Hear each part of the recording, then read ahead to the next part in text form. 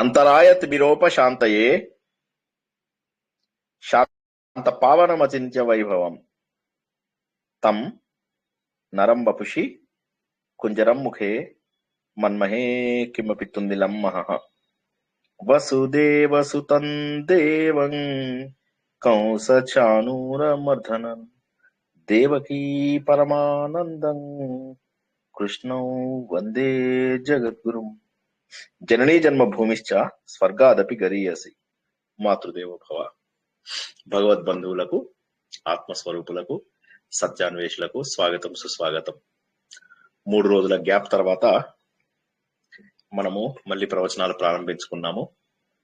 వీలైతే రేపు ఎల్లుండి కూడా మనకు ఏమాత్రం ఓపిక ఉన్నా ఆఫీస్ నుంచి ఎల్లు వస్తే తప్పకుండా చెప్పుకుందాము. ఈ వారం రోజుల పాటు అంతే. 3వ తారీఖు అయిపోయిందంటే ఇక మళ్ళీ మనకు యథావిధిగా జరుగుతాయి. ఓకే, జూన్ తర్వాత మనం ఏం చేద్దామంటే వీటిని ఎలా చెప్పాలి, ఎలా చెప్పుకోవాలి అనేవి ప్లాన్ చేద్దాం. ఇప్పుడు ప్రస్తుతానికి 8 ప్రవచనాలు మనకు ప్రతిరోజు ప్రతి వారము చెప్పుకుంటున్నాం. ఆదివారం నాడు ఏంటి చెప్పండి, ఎవరైనా చూద్దాం, అందరికి జ్ఞాపకం ఉన్నాయో లేదో. ఆదివారం ఏం చెప్పుకుంటున్నాం? మండే నాడు, సోమవారం నాడు ఆత్మబోధ, బుధవారం నాడు ఋగ్వేదం, వేదం సార్, వేదం, పురుష సూక్తం. మంగళవారం నాడు హృదయం. గురువారం నాడు భగవద్గీత. అందరూ మర్చిపోయారు కదా, నిజం చెప్పండి.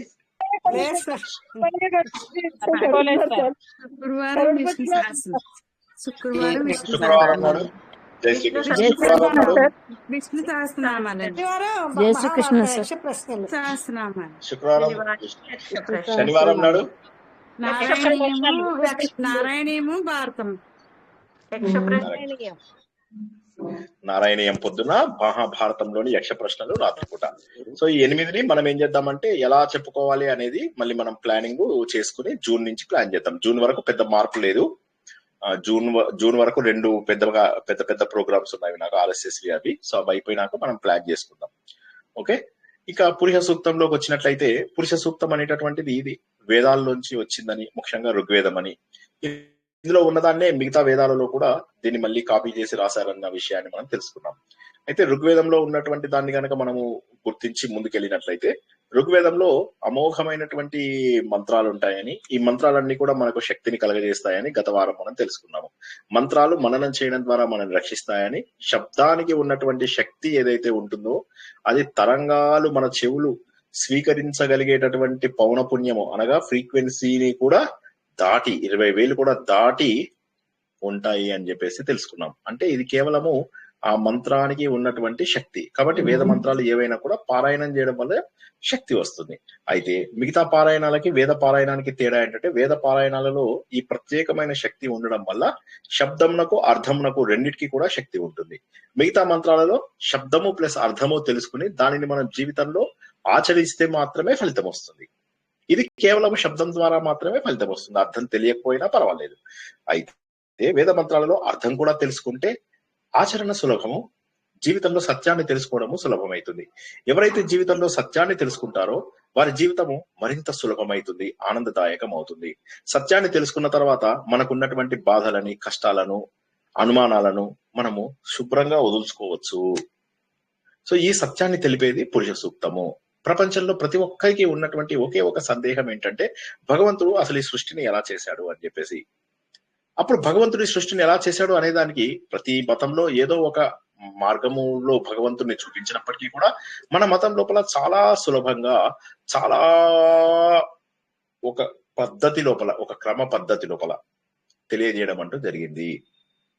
అందులోపల ఏం తెలుసుకున్నాము? భగవంతుడు ఈ ప్రపంచమంతా సృష్టించేసి ఊరుకున్నాడు. తర్వాత కొంతమంది ఋషులందరూ కలిసి ఏం చేశారంటే, అసలు ఇది ఎలా చేశారో చూద్దాము, దర్శిద్దాం అని చెప్పి వాళ్ళు చేసినటువంటి ఆ మానసిక యజ్ఞం లోపల భగవంతుడు చేసినటువంటి ఈ సృష్టి మొత్తము కనిపించింది. ఈ భగవంతుడు తనలోంచే ఈ ప్రపంచమంతా సృష్టించాడు. భగవంతుడు 100% ఉంటే అందులోంచి కేవలము 0.5% మాత్రమే, అంటే ఎవరైతే ఈ 3 పాదాలు ఏవైతే భగవంతుడు ఉన్నాయో ఆ 3 పాదాల భగవంతుడు ఈ మనకు కనిపించే మనకు కనిపించాయంటే మన కంటి ముందున్నది కాదు, మనకు టెలిస్కోప్ల ద్వారా ఇంకా దానికంటే కూడా దూరంగా ఉన్నటువంటి ఏదైతే ఉందో ఆ లోకము, వీటన్నిటికీ కూడా అతీతంగా 3 పాదాలలో ఉన్నాడు. ఒక పాదం మాత్రము ఇక్కడ మనం ఉన్నటువంటి సృష్టి, ఇది మాటి మాటికి పునరావృతం అవుతుంది. అంటే ఏంటి, ఒకసారి సృష్టి, స్థితి, లయ, తర్వాత మళ్ళీ కొత్త ప్రపంచం, కొన్ని యుగాల తర్వాత మళ్ళీ పూర్తిగా లయమైపోతుంది. 4 రకాల ప్రళయాలు ఉంటాయని తెలుసుకున్నాము. ఆ 4వ ప్రళయం, ఆంతరిక ప్రళయం అయిపోయాక మళ్ళీ మొదలవుతుంది. ఆంతరిక ప్రళయం ఎప్పుడు వస్తుంది? మనము ప్రతిరోజు పడుకున్నప్పుడు నిత్య ప్రళయము, బ్రహ్మదేవుడు పడుకున్నప్పుడు నైమిత్తిక ప్రళయము, బ్రహ్మదేవుడికి 100 సంవత్సరాలు పూర్తయి కొత్త బ్రహ్మదేవుడు వచ్చినప్పుడు ప్రాకృతిక ప్రళయము, చివరికి బ్రహ్మదేవుడు కాదు అసలు ఇంక ఎవరూ లేరు, ఇది ప్రపంచమంతా కూడా మళ్ళీ అవ్యక్తంలోకి వెళ్ళిపోయేటటువంటి క్షణం ఏదైతే ఉందో దానిని మనం అంత్యక ప్రళయం అంటాము. పురుష సూక్తం ఇప్పుడు ఆ అంత్యక ప్రళయం నుంచి మనకు తెలుపుతోంది. ఏమని? భగవంతుడు ఇప్పుడు ఆంత్యక ప్రళయం దగ్గర ఉన్నాం మనం. అంటే ప్రపంచమంతా కూడా పరమాత్మ పూర్ణ పురుషుడుగా ఉన్నాడు. ఆ పూర్ణ పురుషుడుగా ఉన్నటువంటి పరమాత్మ ఏం చేశాడు? తనలోంచి ఒక పావు భాగం ద్వారా ఒక సృష్టిని తయారు చేశాడు. తయారు చేసిన తర్వాత ఈ సృష్టిలో మొత్తము తనే వ్యాపించి ఉన్నాడు. అయితే ఇక్కడే వ్యాపించి ఉన్నాడా? లేదు.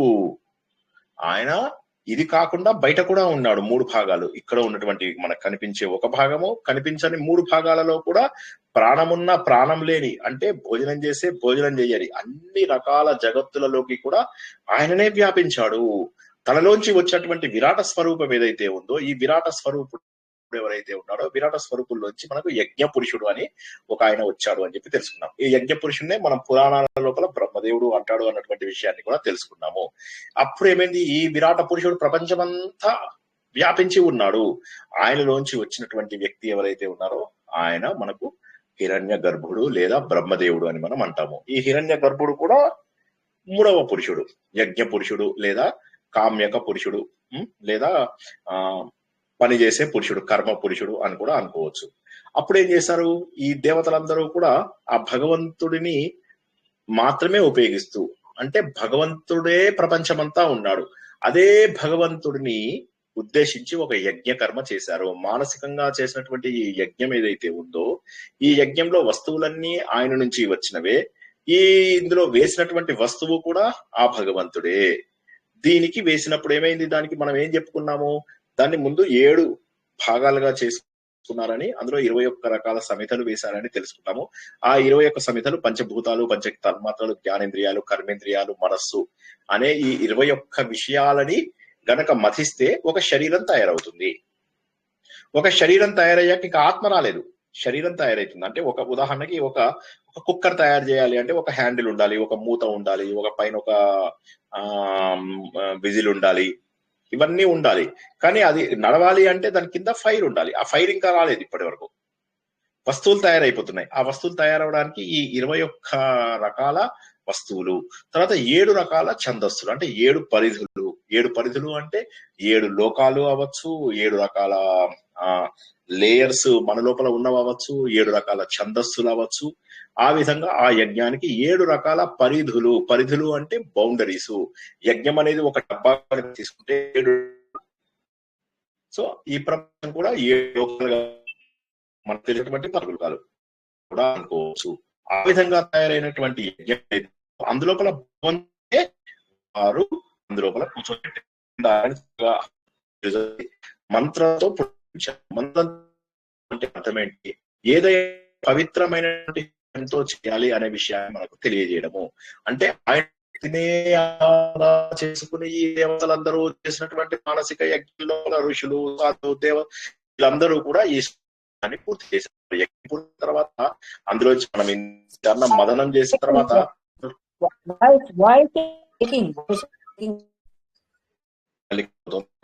హలో, కట్ అవుతుందా? అవుతుంది సార్.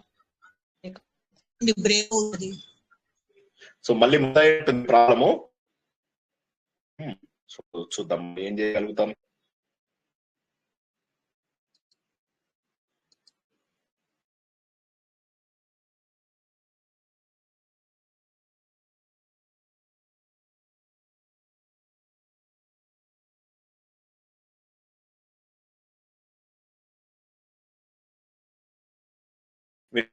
ఇప్పుడు వినిపిస్తోందా? వినిపిస్తుంది సార్. వినిపిస్తుంది సార్. బ్రేక్ వినిపిస్తున్నారు కదా, వినిపించలేదు.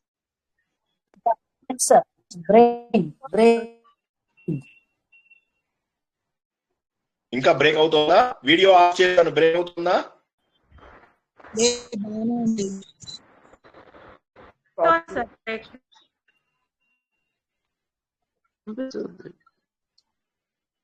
దర్వి బ్రేక్ అవుతుంది సార్.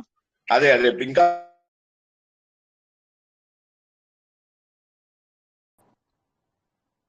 వినిపించడం లేదు సార్. వినిపించట్లేదు సార్. మాట్లాడుతున్నారా సార్ మీరు? లేదు మాట్లాడట్లేదు సార్. ఇప్పుడు వినిపిస్తోందా, కనిపిస్తోందా?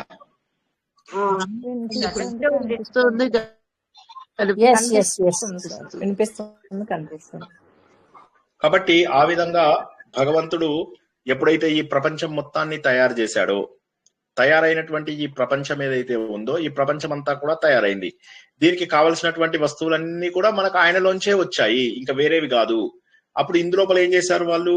ముందు ఒక్కొక్క అంత యజ్ఞాన్ని పూర్తి చేసిన తర్వాత ముందుగా మనకు కావలసినటువంటి నెయ్యి, పెరుగు ఇలాంటివి ఏవైతే మనకు రసమైనటువంటి సాత్వికమైనటువంటి ఆహారం ముందుగా ఉద్భవించింది అన్న విషయాన్ని మనము 8వ శ్లోకంలోనో తెలుసుకున్నట్టున్నాం. ఒకసారి చూసుకోండి, 8, 9లోనో తెలుసుకున్నాం. తర్వాత దానిలోంచే ఇంకా మనకి ఏం తెలుసుకున్నాము? ఖేచరాలు, జలచరాలు, భూచరాలు లాంటివి ఇలాంటివి. అయితే ఇంకా జలచరాలు ఉన్నటువంటి తర్వాత మనకు గ్రామాలలో ఉన్నటువంటి వస్తువులు అంటే మనతో పాటు డొమెస్టికేటెడ్ ఎనిమల్స్ ఏవైతే చెప్తాం కూడా ఉద్భవించాయి అటువంటి విషయం తెలుసుకున్నాము. ఆ తర్వాత మనం గతమైనటువంటి మహోన్నతమైనటువంటి విషయం ఏమిటి అంటే భగవంతుడు పెంచాడు. భగవంతుడు ఆధారంగా ఈ ప్రపంచమంతా ఉద్భవించింది. ఈ యజ్ఞం ఏదైతే ఉందో ఇదే భగవంతుడి హృదయము. మనస్సుని శుద్ధి చేసుకున్నాము. ఆ పురుషుడు అనేటటువంటి ఆత్మ ద్వారా ఈ అవట్లేదండి, బ్రేక్ అయిపోతుంది. అందరికి బ్రేక్ అవుతుందా, వారికే బ్రేక్ అవుతుందా?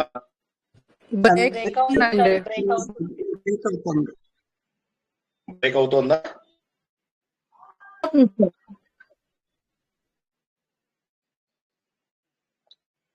ఇంకా బ్రేక్ అవుతూనే ఉందా?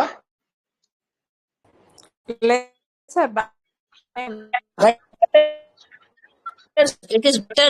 It is better.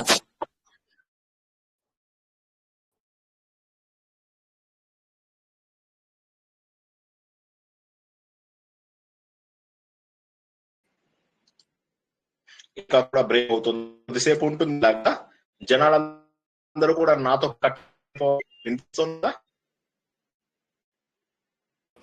బ్రేక్ అవుతుందండి. బ్రేక్ అవుతుంది సార్.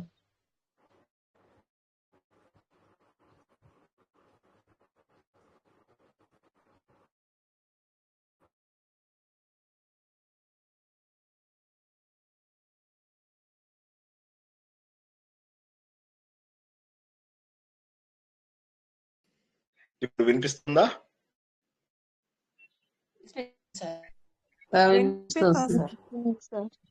కనిపిస్తున్నాడు సార్.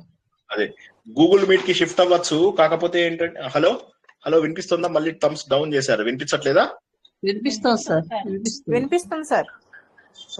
అదే గూగుల్ మీట్ మళ్ళీ పెట్టి బ్రేక్ అవుతుందండి.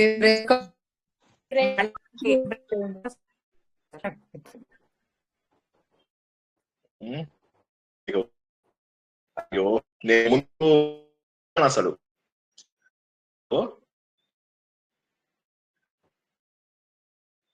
బ్రేక్ అవుతుంది. బ్రేక్ అవుతుంది.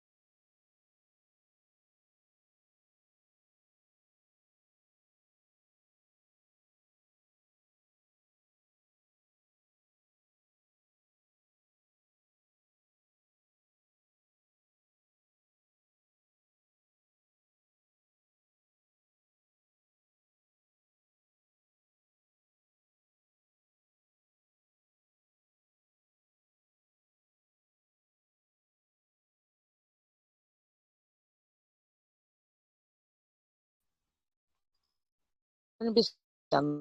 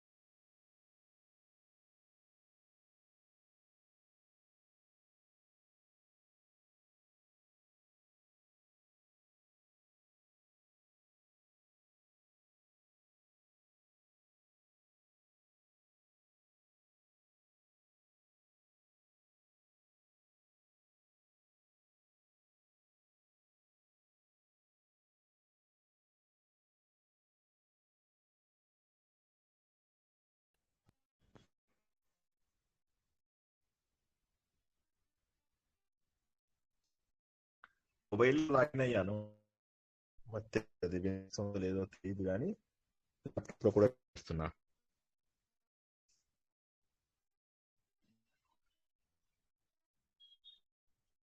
వినిపిస్తుందా అట్లీస్ట్?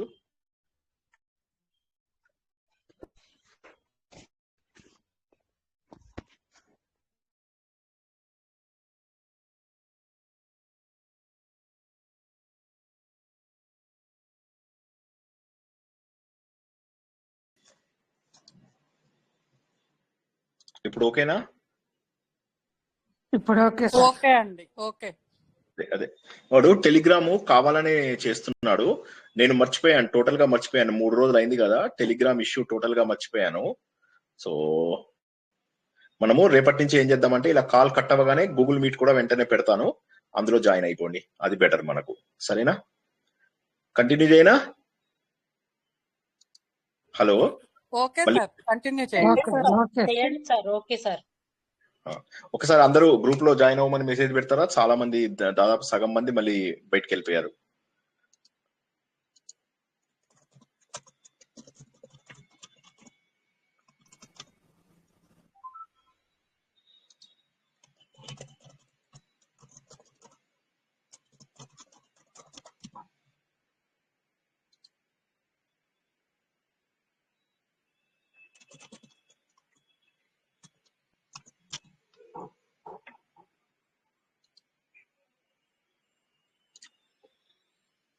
హలో, వినిపిస్తుందా? ఇప్పుడు ఒకసారి చూడండి.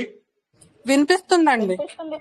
ఇప్పుడు ఎవరన్నా కొద్దిగా మెసేజ్లు పెడుతుండండి. కాల్ స్టార్ట్ అయింది, నేనే మెసేజ్లు పెడుతూ నేనే ఇదంటే కష్టం కదా, కొద్దిగా ఎవరన్నా పెడుతూ ఉండండి. పాపం చాలా మంది బయటకు వచ్చేసారు కదా, జాయిన్ అవుతూ ఉంటారు. సో అది మీరు మెసేజ్లు పెడుతూ వింటూ ఉండండి. సో అయితే కాబట్టి భగవంతుడి యొక్క సృష్టి ఈ ప్రపంచమంతా అన్నటువంటి విషయాన్ని వాళ్ళు గుర్తించారు. గుర్తించి ఏం చేశారు? భగవంతుణ్ణి వాళ్ళు ఎలా గుర్తించాలో అలా గుర్తించారు. అంటే మానసికమైనటువంటి యజ్ఞం లోపల భగవంతుడు చేసిన సృష్టిని అంతా కూడా వీళ్ళు చూడగలుగుతున్నారు. తర్వాత ఏమైంది? ఋగ్వేదము, యజుర్వేదము, సామవేదము వచ్చాయి అని చెప్పేసి తెలుసుకున్నాం. కాకపోతే ఇక్కడ ఏమిటి? ఈ యజ్ఞం లోపల ఋగ్వేదం అంటే ఏంటి, యజుర్వేదం అంటే ఏంటి, సామవేదం అంటే ఏంటి అంటే, దీన్ని మనం గత వారం ఏమని తెలుసుకున్నామంటే, ఋగ్వేద, యజుర్వేద, సామవేదాలు ఏవైతే ఉన్నాయో ఇవి భగవంతుడి యొక్క ఇచ్ఛాశక్తి, క్రియాశక్తి, జ్ఞానశక్తికి సమానము. ఇచ్ఛాశక్తి, క్రియాశక్తి, జ్ఞానశక్తికి సమానము అన్నటువంటి విషయాన్ని మనం తెలుసుకున్నాము. అంటే అంతకు ముందేమో మనకు పశువులు, పక్షులు వచ్చాయి, ఇవన్నీ వచ్చాయి. సరే, ఇప్పుడేమైంది? భగవంతుడి యొక్క ముఖ్య రూపమైనటువంటి వేద స్వరూపం ఏదైతే ఉందో ఆ వేద స్వరూపం మనకు కనిపిస్తుంది. భగవంతుడి యొక్క సంపూర్ణ త్యాగము ద్వారా భగవంతుడు తనను తాను ఇన్ని రకాల జీవులుగా పెట్టుకున్నాడు. అంటే మనకు కనిపించే పశువులు, పక్షులు, చీమలు, దోమలు అన్ని కూడా భగవంతుడే అయ్యాడు. అదైపోయిన తర్వాత భగవంతుడు ఏం చేశాడు? ఇందులోంచి ఋగ్యజు సామవేదాల ద్వారా ఒక నాదము అనేటటువంటిది వచ్చింది. ఇచ్ఛాశక్తి, క్రియాశక్తి, జ్ఞానశక్తులు లాంటివి వచ్చాయి. ఇంతవరకు మనము గత వారము తెలుసుకున్నాము. ఎవరికైనా ఏమన్నా డౌట్ ఉందా? హలో.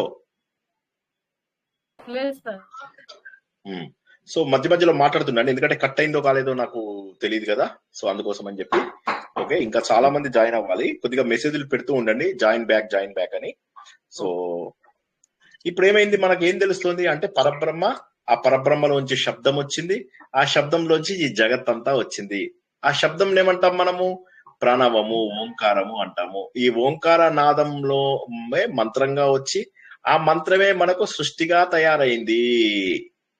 అదన్నమాట. అంటే ఋగ్వేదం అనేటటువంటిది మన జ్ఞానము, యజుర్వేదం అనేటటువంటిది మనం చేసేటటువంటి కర్మకాండలు, సామవేదం అనేటటువంటిది ఏదైతే ఉందో అది నాదము, సంగీతము.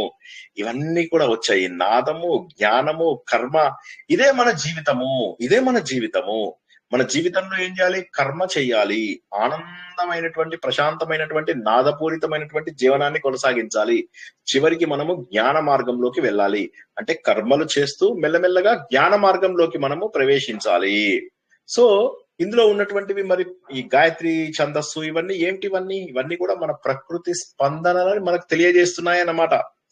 సో చాలా అద్భుతమైనటువంటి ఈ యజ్ఞము. అంటే ముందుగా పురుషుడు పుట్టాడు, ఆయనలోంచి వచ్చింది యజ్ఞము, ఆయనలోంచి వచ్చినటువంటి నాదము. ఆ నాదమే మనకు వేదం గాను, అదే మనకు నిత్య జీవితానికి ధర్మంగాను అందింది. చాలా అద్భుతమైనటువంటి విషయాల్ని గత వారం వరకు తెలుసుకున్నాం. ఇప్పుడు ఈ రోజు మనము కొత్త మంత్రాన్ని తెలుసుకుందాము. ఎవరికైనా ఇంకా ప్రాబ్లం ఉందా? చాలా మంది మెసేజ్లు పెడుతున్నారు, చూసుకోండి ఒకసారి.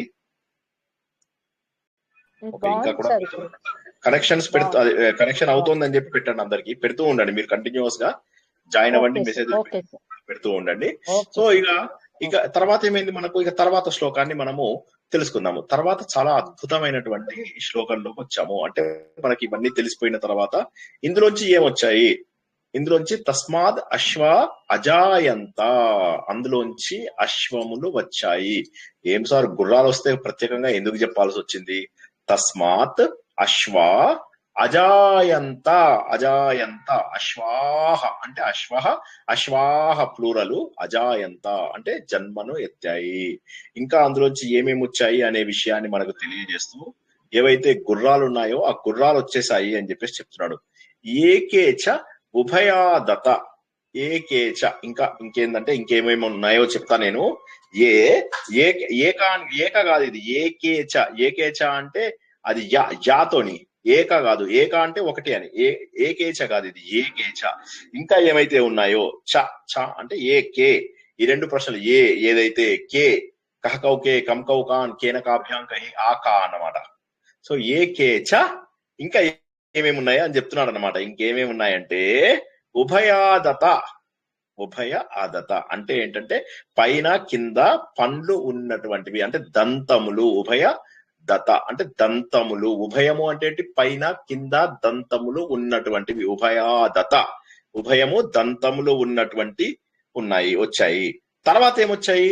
గావహ అంటే గావులు, గావ అంటే ఆవులు కూడా జజ్జిరే అంటే వచ్చాయి, పుట్టాయి. జజ్జిరే ఆవిర్భవించాయి, పుట్టాయి, ముందుకు జన్మనెత్తాయి. తస్మాత్ అంటే మళ్ళీ ఆ యజ్ఞంలోంచే ఇంకా ఏమొచ్చాయి? దాని నుంచి ఇంకా ఏమో పుట్టాయి? అజ అంటే మేకలు పుట్టాయి. అవయహ, అవి అంటే గొర్రెలు. అవయహ రవిలాగా అవి అంటే గొర్రె. అవయహ కవయహ రవి రవయ కాదు, కవి కవయహ అని అంటాం కదా మనము, అలా అన్నమాట. అవయహ అంటే మేకలు గొర్రెలు పుట్టాయి. స్ట్రైట్ ఫార్వర్డ్ మీనింగ్ కనుక తీసుకున్నట్లయితే ఆ యజ్ఞ పురుషుడు ఎవరైతే ఉన్నారో ఆయనలోంచే అశ్వాలు వచ్చాయి. తర్వాత పైన దవడ కింద దవడ ఉన్నటువంటి ఇతర జంతువులన్నీ కూడా వచ్చాయి. ఈ యజ్ఞంలోంచే మేకలు గొర్రెలు కూడా ఉద్భవించాయి. ఓకే, ఇది డైరెక్ట్ మీనింగ్. ఒకసారి డైరెక్ట్ మీనింగ్ అర్థం కాని వాళ్ళు అడగండి. ఏ పదం చిన్న పదం అర్థం కాకపోయినా ఒకసారి అడగండి, తర్వాత ముందుకెళ్దాం. ఇందులో ఏ పదం అర్థం కాకపోయినా ఒకసారి అడగండి, ముందుకెళ్దాం.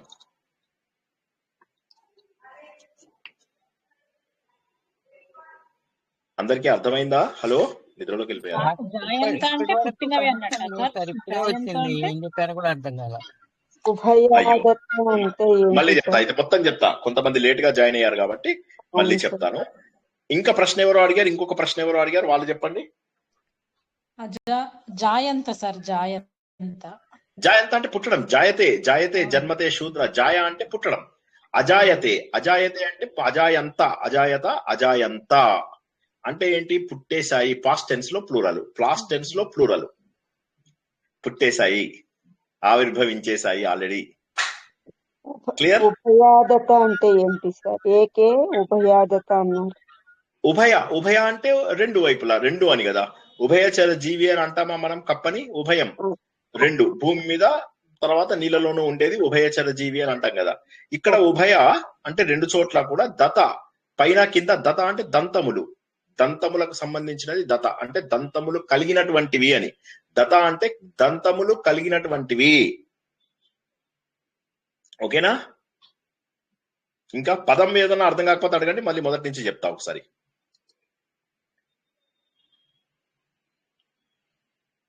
హలో, ఎవరు మాట్లాడుతుంటే కట్ అయిందేమో. జాయిన్ అయ్యాము. సార్ చెప్పండి సార్, సగం నుంచి జాయిన్ అయ్యాను. ఇప్పుడు కూడా బ్రేక్ సరే. అవుతూనే ఉంది సార్. లేదు మంచిగా అందరికీ వస్తుంది సార్. లేదు సార్ మంచిగా వస్తుంది సార్. సో ఇప్పుడు మనం 11వ శ్లోకంలోకి వచ్చాము, 11th శ్లోకంలోకి వచ్చాము. అందరూ ఎవరెవరైతే ఇంటర్నెట్ ఉందో వాళ్ళు 11వ శ్లోకం చూస్తే మీకు వైదిక విజ్ఞానం అనే సైట్ లోపలికి వెళ్తే మీకు అందులోపల పురుష సూక్తం ఉంది. మనం దాన్ని ఆధారంగా చేసుకుని చెప్తున్నాము. వైదిక విజ్ఞానం అని ఒక సైట్ ఉంది, ఆ సైట్ లోపల ఉన్న పురుష సూక్తాన్ని చూసుకుంటూ మనం చెప్తున్నాం. ఏమొచ్చింది ఇందులోపల మనకి ఇది ముఖ్యంగా మనం ఇక్కడ ఈ శ్లోకం లోపల గుర్తించాల్సింది ఏంటంటే, సృష్టి లోపల వేదాలు వచ్చేసాయి. అంతకుముందు కొన్ని పక్షులు అవి కొన్ని వచ్చాయి. ఇప్పుడు భగవంతుడు సృష్టి కొనసాగుతోంది. ఆ కొనసాగుతున్నటువంటి సృష్టి ఎలాంటిది అంటే, ఇంకా కూడా జీవ సృష్టిని విస్తరణ, ఆల్రెడీ జీవం వచ్చేసింది. పక్షుల రూపం లోపల కొన్ని జంతువులు, అరణ్యంలో ఉండే జంతువులు, గ్రామాలలో ఉండే జంతువులు కొన్ని వచ్చేసాయి.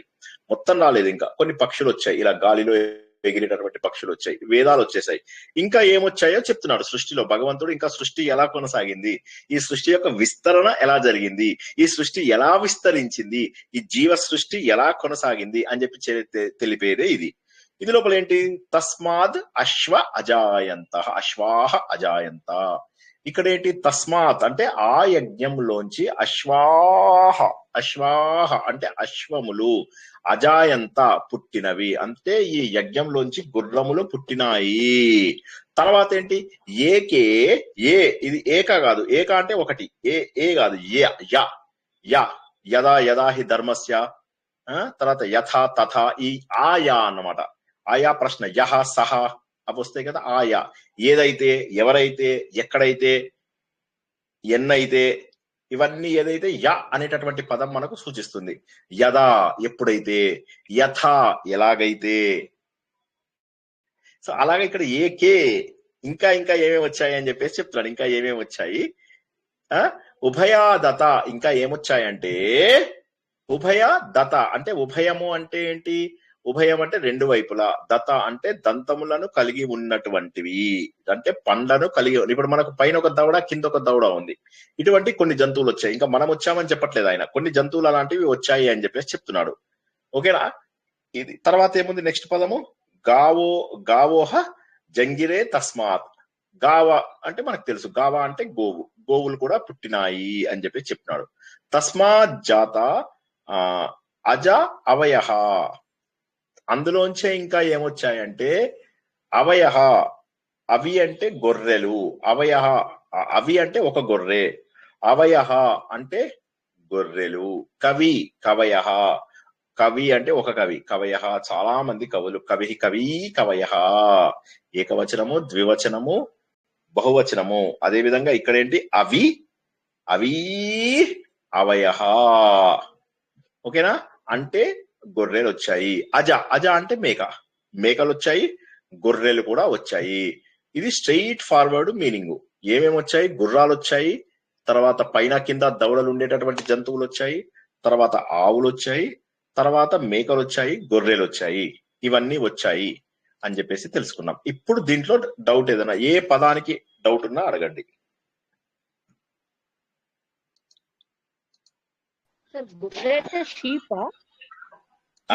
మేకలు అన్నారు కదా సార్. గొర్రెలు అంటే షీపేనా? అజ అంటే మేకలు, అవయ అంటే గొర్రెలు. అవి అంటే గొర్రె, అవయహ అంటే గొర్రెలు, ప్లూరల్. ఓకేనా? క్లియర్? డైరెక్ట్ మీనింగ్ అందరికీ అర్థమైందా? ఇంకేమన్నా చెప్పాలా? అర్థమైంది సార్. సో ఈ విధంగా మనకు గాడిదలు లాంటివి, గుర్రాలు లాంటివి, ఆవులు లాంటివి, మేకలు, గొర్రెలు ఇవన్నీ వచ్చాయి. అంటే ఏంటి ఇక్కడ ఏం చెప్తున్నాడు ఇక్కడ? ఇవన్నీ వచ్చాయి అయితే ఏంటి అంటే దీన్ని ఏంటంటే మెయిన్ ఆ రోజుల్లో దంతాల అమెరికా తోటి, తర్వాత ఈ కాళ్ళకుండే గిట్టెల అమెరికా తోటి, ఇలాంటివన్నీ కూడా ఆ రోజుల్లో కొద్దిగా మనము భాగవతం చదువుకున్నప్పుడు ఈ విషయాన్ని బాగా తెలుసుకున్నాము. గిట్టెలు, చీలిన గిట్టెలు, చీలని గిట్టెలు, ఇలాంటివన్నీ కూడా వచ్చాయి అని మనం భాగవతంలో, ఇందులో పురుష సూక్తంలో చెప్పిన దాన్నే ఎలాబొరేటెడ్ వెర్షన్ లో చెప్తే భాగవతంలో చెప్పారన్నమాట ఆయన. సో ఇక్కడ ఏంటి, ఈ చిన్న చిన్న వ్యత్యాసాలు కూడా మనకి ఇందులో తెలియజేస్తున్నారు. అంటే సృష్టి క్రియని ఇంత చిన్న చిన్నవి కూడా మనకు ఉండేలాగా తెలియజేస్తున్నారు. అయితే ఇందులోపల ఏవేవి అవసరం అంటే గుర్రాలు ఎందుకు అవసరం అండి? ప్రయాణానికి అవసరం. అంటే మన శక్తికి, మనకు గుర్రాలు ఏంటంటే ప్రయాణానికి, ఇక్కడి నుంచి అక్కడికి ఇంకో చోటికి వెళ్ళడానికి, ఈ ఊరు నుంచి ఇంకో ఊరికి వెళ్ళడానికి. గాడిదలు కూడా అంతే. గాడిదలు అంటే పైన కింద పనులు ఉండేవి, గాడిదలు కూడా, గుర్రాలు కూడా. సో కాబట్టి ఇవన్నీ మనకి ఏంటంటే మన ప్రయాణాలకు, మన ట్రాన్స్పోర్టేషన్ ఫెసిలిటీస్ కి. గుర్రాల మీదేమో ఎక్కి నడిపిస్తాము, గాడిదల మీదేమో వస్తువులన్నీ పెడతాము. అంటే మన ట్రాన్స్పోర్టేషన్ కి కావలసినటువంటి జంతువులను భగవంతుడు పుట్టించాడు. తర్వాత ఆవులు పుట్టించాడు. ఆవులు ఎందుకు పుట్టించాడు? పాలు, పెరుగు ఇట్లాంటివి ఏవైతే వ్యవసాయానికి అంటే పోషణ, మన పోషణ అనేటటువంటి దాని ఉదాహరణగా మనకి ఇక్కడ ఆవులను చూపించాడు. మేకలు, గొర్రెలు ఇవన్నీ దేనికి ఉపయోగపడతాయండి? ఎవరన్నా చెప్పండి. మేకలు, గొర్రెలు దేనికి ఉపయోగపడతాయి? బలి ఇవ్వడానికి చచ్చ కాదు, వస్త్రధారణకు. ఉన్ని పరిశ్రమ అంటాం కదా, బట్టలు. గొర్రెల ఇక్కడ మనం నుంచి వస్తుంది కదా, ఊలు వచ్చి మనకి గొర్రెల ఊలు నుంచి దారం. ఉన్ని వస్తుంది కదా. రైట్. సో ఇక్కడ ఏంటి, మనకు బట్టలకు కావాల్సినది ఇచ్చారు. తర్వాత మనకు ఒక చోటు నుంచి మరొక చోటికి సులభంగా వెళ్ళాలి. ఆ రోజుల్లో ఎక్కడ నీళ్లుంటే అక్కడికి వెళ్ళిపోయే వాళ్ళు. మైగ్రేషన్ ఇప్పటికీ కూడా మనకు చాలా తెలుసు. పక్షులు అవి కూడా మైగ్రేట్ అవుతూ ఉంటాయి కదా. అదే విధంగా మనం కూడా ఎక్కడ నీరుంటే, ఎక్కడ అనువైనటువంటి ప్రదేశం ఉంటో అక్కడికి మైగ్రేట్ అవుతుండే వాళ్ళం. మన దగ్గరే కాదు, మనం ఇంకా చూసుకుంటే వేరే దేశాలలో కూడా గుర్రాలు, గాడిదలు చాలా ప్రాధాన్యత చెందాయి. మీరు పాత కౌబాయ్ మూవీస్ అవి ఇవి చూస్తే మీకు తెలుస్తుంది. కొన్ని వందల కిలోమీటర్లు ట్రావెల్ చేసుకుంటూ వెళ్ళిపోయేవాళ్ళు. అట్లీస్ట్ మన దేశం అంతటా సుభిక్షంగా ఉంది కాబట్టి ఎక్కువ మైగ్రేషన్, వలస అనేటటువంటిది అవసరపడలేదు. కానీ కొన్ని దేశాలలో మీకు మైగ్రేషన్ చాలా అవసరమైంది. అలాంటి చోట్ల కావాల్సినటువంటి వాటికి గుర్రాలు వచ్చాయి. అంటే ఒక ప్లానింగ్, ఒక క్రమ పద్ధతిలో సృష్టి జరిగింది అని చెప్పడం. తర్వాత మనకు పాలు, పెరుగు ఇవన్నీ ఇచ్చి మన పోషణకు కావలసినటువంటి జంతువులు వచ్చాయి. మనకు వస్త్రధారణకు కావాల్సినటువంటి జంతువులు వచ్చాయి. అందరూ కూడా చెట్ల ఆకులు కట్టుకుంటున్న రోజుల లోపల మనం బట్టలు కట్టుకుంటున్నాం, పీతాంబరాలు కట్టుకుంటున్నాం. అంత గొప్పది. సో అయితే ఇక్కడ మనం గుర్తించాల్సిన ఇంకొక విషయం ఏంటంటే, ఈ పశు సంపద అనేది కేవలం జంతువులు అని కాదు, పరమాత్మ యొక్క యజ్ఞంలోంచి, ఆయన శరీరంలోంచి వచ్చిన పవిత్ర రూపాలు అని గుర్తుంచుకోవాలి మనం ఇక్కడ. అది మనకు మెయిన్ ఇక్కడ మనం తెలుసుకోవాల్సినది ఏంటంటే, ఈ జంతువులు అవి మనకంటే తక్కువ స్థాయి అనుకోకూడదు. అందుకే మనకు ఒక మాట చెప్తారు, పిపీలి కాది బ్రహ్మ పర్యంతం, ఉన్నదంతా కూడా పరబ్రహ్మనే అని. సో ఈ శ్లోకము చాలా గొప్ప శ్లోకము. ఇక్కడ ఏం చెప్తున్నారంటే, ఇవన్నీ కూడా భగవంతుల్లోంచి వచ్చినవే. భగవంతుడిని మదనం చేయగా ఏవైతే వస్తువులు వచ్చాయో అందులోపల జంతువులు కూడా వచ్చాయి. ఆ జంతువులు కూడా ఎందుకు వచ్చాయి? నీవు మానవుడిగా నీకు సహాయపడడానికి వచ్చాయి, ఒక సమతుల్యతను ఏర్పరచడానికి వచ్చాయి, నీ జీవితాన్ని అద్భుతంగా చేయడానికి వచ్చాయి అనేటటువంటిది చాలా గొప్ప విషయం అన్నమాట. అంటే చాలా మహోన్నతమైనటువంటి శ్లోకం ఇది. క్లియరా? ఇంకేమన్నా డౌట్ ఉందా? అర్థమవుతుందా? అందరూ ఇదైపోతున్నారు. సో అంటే మనకు శక్తివంతమైనటువంటి ఏమో గుర్రాలు వచ్చాయి, శ్రమ జీవులైనటువంటి గాడిదలు వచ్చాయి. పాపం గాడిద జాకిరీ చేస్తున్నాడు వాడు అంటాం, అంటే శ్రమ జీవితులు. పోషకానికి కావాల్సినటువంటి ఆవులు లాంటివి వచ్చాయి. తర్వాత మనకు ఈ గొర్రెలు ఇవి ఏమో మనకు వస్త్రధారణకు వచ్చాయి. అయితే దాన్ని ఆహారంగా వాడుకుంటున్నామా అంటే అది వేరే సంగతి, ఇక మనం దాని గురించి చెప్పలేం. అశ్వం అంటే ఇంకొక మీనింగ్ ఏంటి అంటే, మనలో ఉన్నటువంటి వేగం, మనలో ఉన్నటువంటి శక్తి. దీన్ని ఏమని చెప్పొచ్చు అంటే ప్రాణశక్తి. ఇప్పుడు మనం ఇళ్ల లోపల ఏం చేస్తామంటే, చాలా మంది ఇళ్ల లోపల పోస్టర్స్ అతికించుకుంటారు గుర్రాలవి. అంటే ప్రాణశక్తికి, జీవశక్తికి అది నిదర్శనము. ఆవులంటే పోషణ అంటే ఏంటి? ఇక్కడ ప్రకృతి యొక్క మాతృత్వ ధర్మాన్ని తెలియజేస్తుంది. ప్రకృతి అంతా కూడా మనకు తల్లు లాంటిదే. అందుకోసమే మనం ఏం చేస్తాము, గోమాత అంటాము. గోమాత, భారత మాత ఇవన్నీ అంటామా లేదా? మనం మాత అంటే తల్లి, మనకు పోషణనిచ్చేది అని చెప్పేసి అంటాం. గోమాత సో కాబట్టి ఏంటంటే తల్లిలాగా పోషించేటటువంటిది, మన బాధ్యతలను స్వీకరించేటటువంటి గాడిదలు, మనకు శక్తినిచ్చేటటువంటి గుర్రాలు, తర్వాత మనకు జీవనాధారమైనటువంటి ఈ మేకలు, గొర్రెల లాంటివి. సో కాబట్టి మనకు ప్రాణశక్తి, మనకు పోషణ శక్తి, మనలో ఉన్నటువంటి కరుణ, ఇవన్నీ కరుణ, పోషణ ఇవన్నిటికీ. తర్వాత మేకలు అంటేనేమో మన ఇంద్రియ వృత్తులు అనుకోవచ్చు. అంటే మన ఇంద్రియాలు ఏ విధంగానైతే పనిచేస్తుంటాయో ఆ విధంగా. కాబట్టి మనుషులతోనే కాదు, ప్రకృతి మొత్తాన్ని కూడా కలుపుకుంటేనే ఒక సంపూర్ణ వ్యవస్థ తయారవుతుంది. అందుకే మనం ఒక సినిమా వచ్చింది రోబోట్ 2. అందరూ చూసారా ఎవరైనా, లేదా చూడలేదా? హలో, చూసాము సార్. ఆ సినిమా లోపల పక్షులు లేకపోవడం వల్ల ఏం జరుగుతుంది, ఈ రేడియేషన్ వల్ల ఎన్నో పక్షులు చచ్చిపోతున్నాయి, చనిపోవడం వల్ల ప్రకృతిలో ఎటువంటి ఇబ్బందులు ఎదురవుతున్నాయి అనేటటువంటి విషయాన్ని తెలియజేయడం జరిగింది.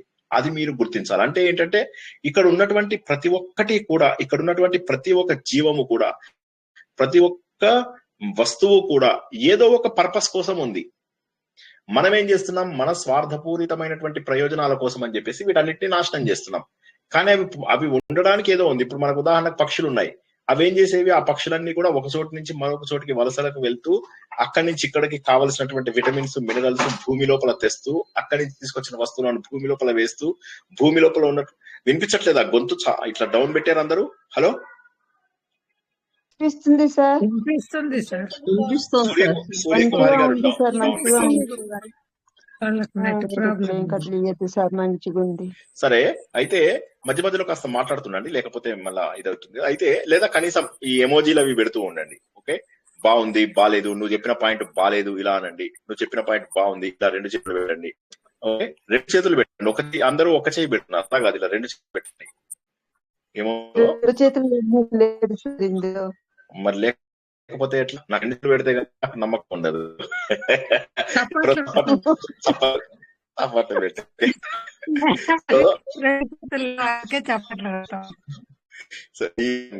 ఎంత ప్రపంచం అంతా ఏంటంటే ఒక చక్కటి వ్యవస్థ, ఒక క్రమ పద్ధతిలో ఉన్నటువంటి వ్యవస్థ. క్రమ పద్ధతిలో ఉన్న వ్యవస్థ ఒకదానితో మరొకటి అనుసంధానం అయ్యాయి. ఒకసారి ఆశ్చర్యం అనిపించదా, ఆవులు ఎందుకు మనతో అంత ఫ్రెండ్లీగా ఉంటాయి, కుక్కలు, పిల్లులు మనతో ఎందుకు అంత ఫ్రెండ్లీగా ఉంటాయి? ఇవన్నీ కూడా చూసుకుంటూ ఉంటే ఇవన్నీ కూడా ఒకదానితో ఒక ముడిపడినవే ఉంటాయి.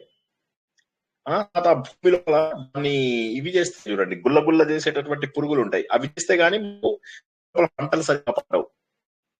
ఆ పురుగులు ఏమంటారు, భూమిని గుల్ల చేసే అవి ఏమంటారు,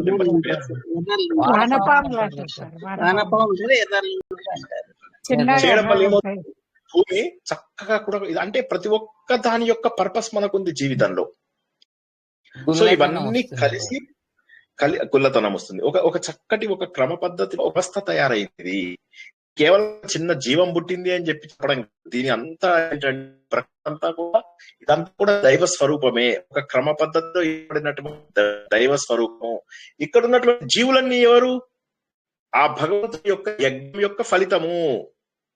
కాబట్టి సర్వ జీవముల యొక్క హితం మనం కోరుకోవాలి అనేటటువంటి మహోన్నతమైనటువంటి విషయాన్ని 11వ శ్లోకం తెలియజేస్తుంది. టైం ఉంది కాబట్టి 12వ శ్లోకం కూడా చెప్పుకుందామా ఈరోజు? క్లియర్ అర్థమైందా?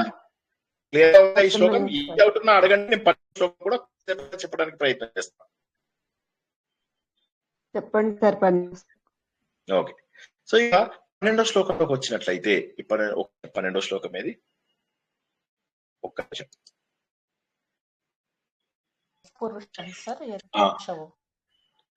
యత్ పురుషం. ఓకే,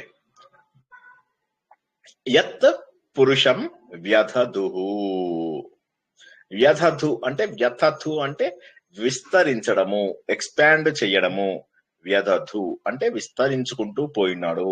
అంటే ఈ పురుషుణ్ణి గనక అలా విభజించుకుంటూ పోతే ఎన్ని విధాలుగా విభజించాలి? కథిత, ఎన్ని రకాలుగా విభజించాలి?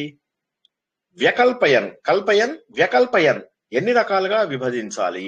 ఆయనను ఎన్ని రకాలుగా నిర్మాణం చేయవచ్చు, ఎన్ని రకాలుగా విభజించవచ్చు? ముఖం కిం, ఆయన ముఖం ఏమిటి? అస్య, ఆయన యొక్క, అంటే ఆయన యొక్క ముఖం కిం, ఆయన ముఖం ఎవరు? ఓకే, కౌ, బాహు, ఆయన చేతులు ఎవరు? ఆయన చేతులు ఏమయ్యాయి? మరి ఇప్పుడు విరాట స్వరూపంలో ఉన్నటువంటి వ్యక్తి నుంచి ఇవన్నీ వచ్చాయి. మరి ఆయన ముఖం ఏమైంది? ఆయన చేతులు ఏమయ్యాయి? కా ఊరు, ఆ ఊరువులు తొడలేమయ్యాయి? పాదవు ఉచ్యతే ఏమని చెప్పబడతాయి? ఏమని అంటే ఏమేమయ్యాయి? ఇప్పుడు ఆయన శరీర భాగంలోంచి ఏమన్నా వచ్చాయా? మీరు చెప్తున్నవి రకరకాల జంతువులు ఇవన్నీ ఏర్పడ్డాయి. మరి ఆయన ఏర్పడ్డాడు కదా, ఆయన ముఖంలోంచి ఏమన్నా వచ్చిందా? ఆయన పాదాలలోంచి ఏదైనా వచ్చిందా? ఆయన ఊరువులలోంచి ఏదన్నా వచ్చిందా? అంటే ఈ పురుషుణ్ణి మనం విస్తరిస్తున్నప్పుడు, ఇప్పుడు విరాట పురుషుడు ఈ ప్రపంచమంతా కూడా వ్యాప్తి చెందాడు కదా, మరి వ్యాప్తి చెందినప్పుడు ఆయన ముఖం నుంచి అంటే ఎన్ని విధాలుగా ఆయనని మనం డివైడ్ చేయవచ్చు? ఇప్పుడు పురుషుడు అలా నిలబడి ఉన్నాడు అంతేనా? ఆయన నుంచి మనకేమీ రాలేదా? ఆయనని ఏ విధంగా వచ్చాం? ఆయన ముఖం ఏమైంది? ఆయన చేతులు ఏమయ్యాయి? ఆయన తొడలు, కాళ్ళు ఇవన్నీ ఏమయ్యాయి?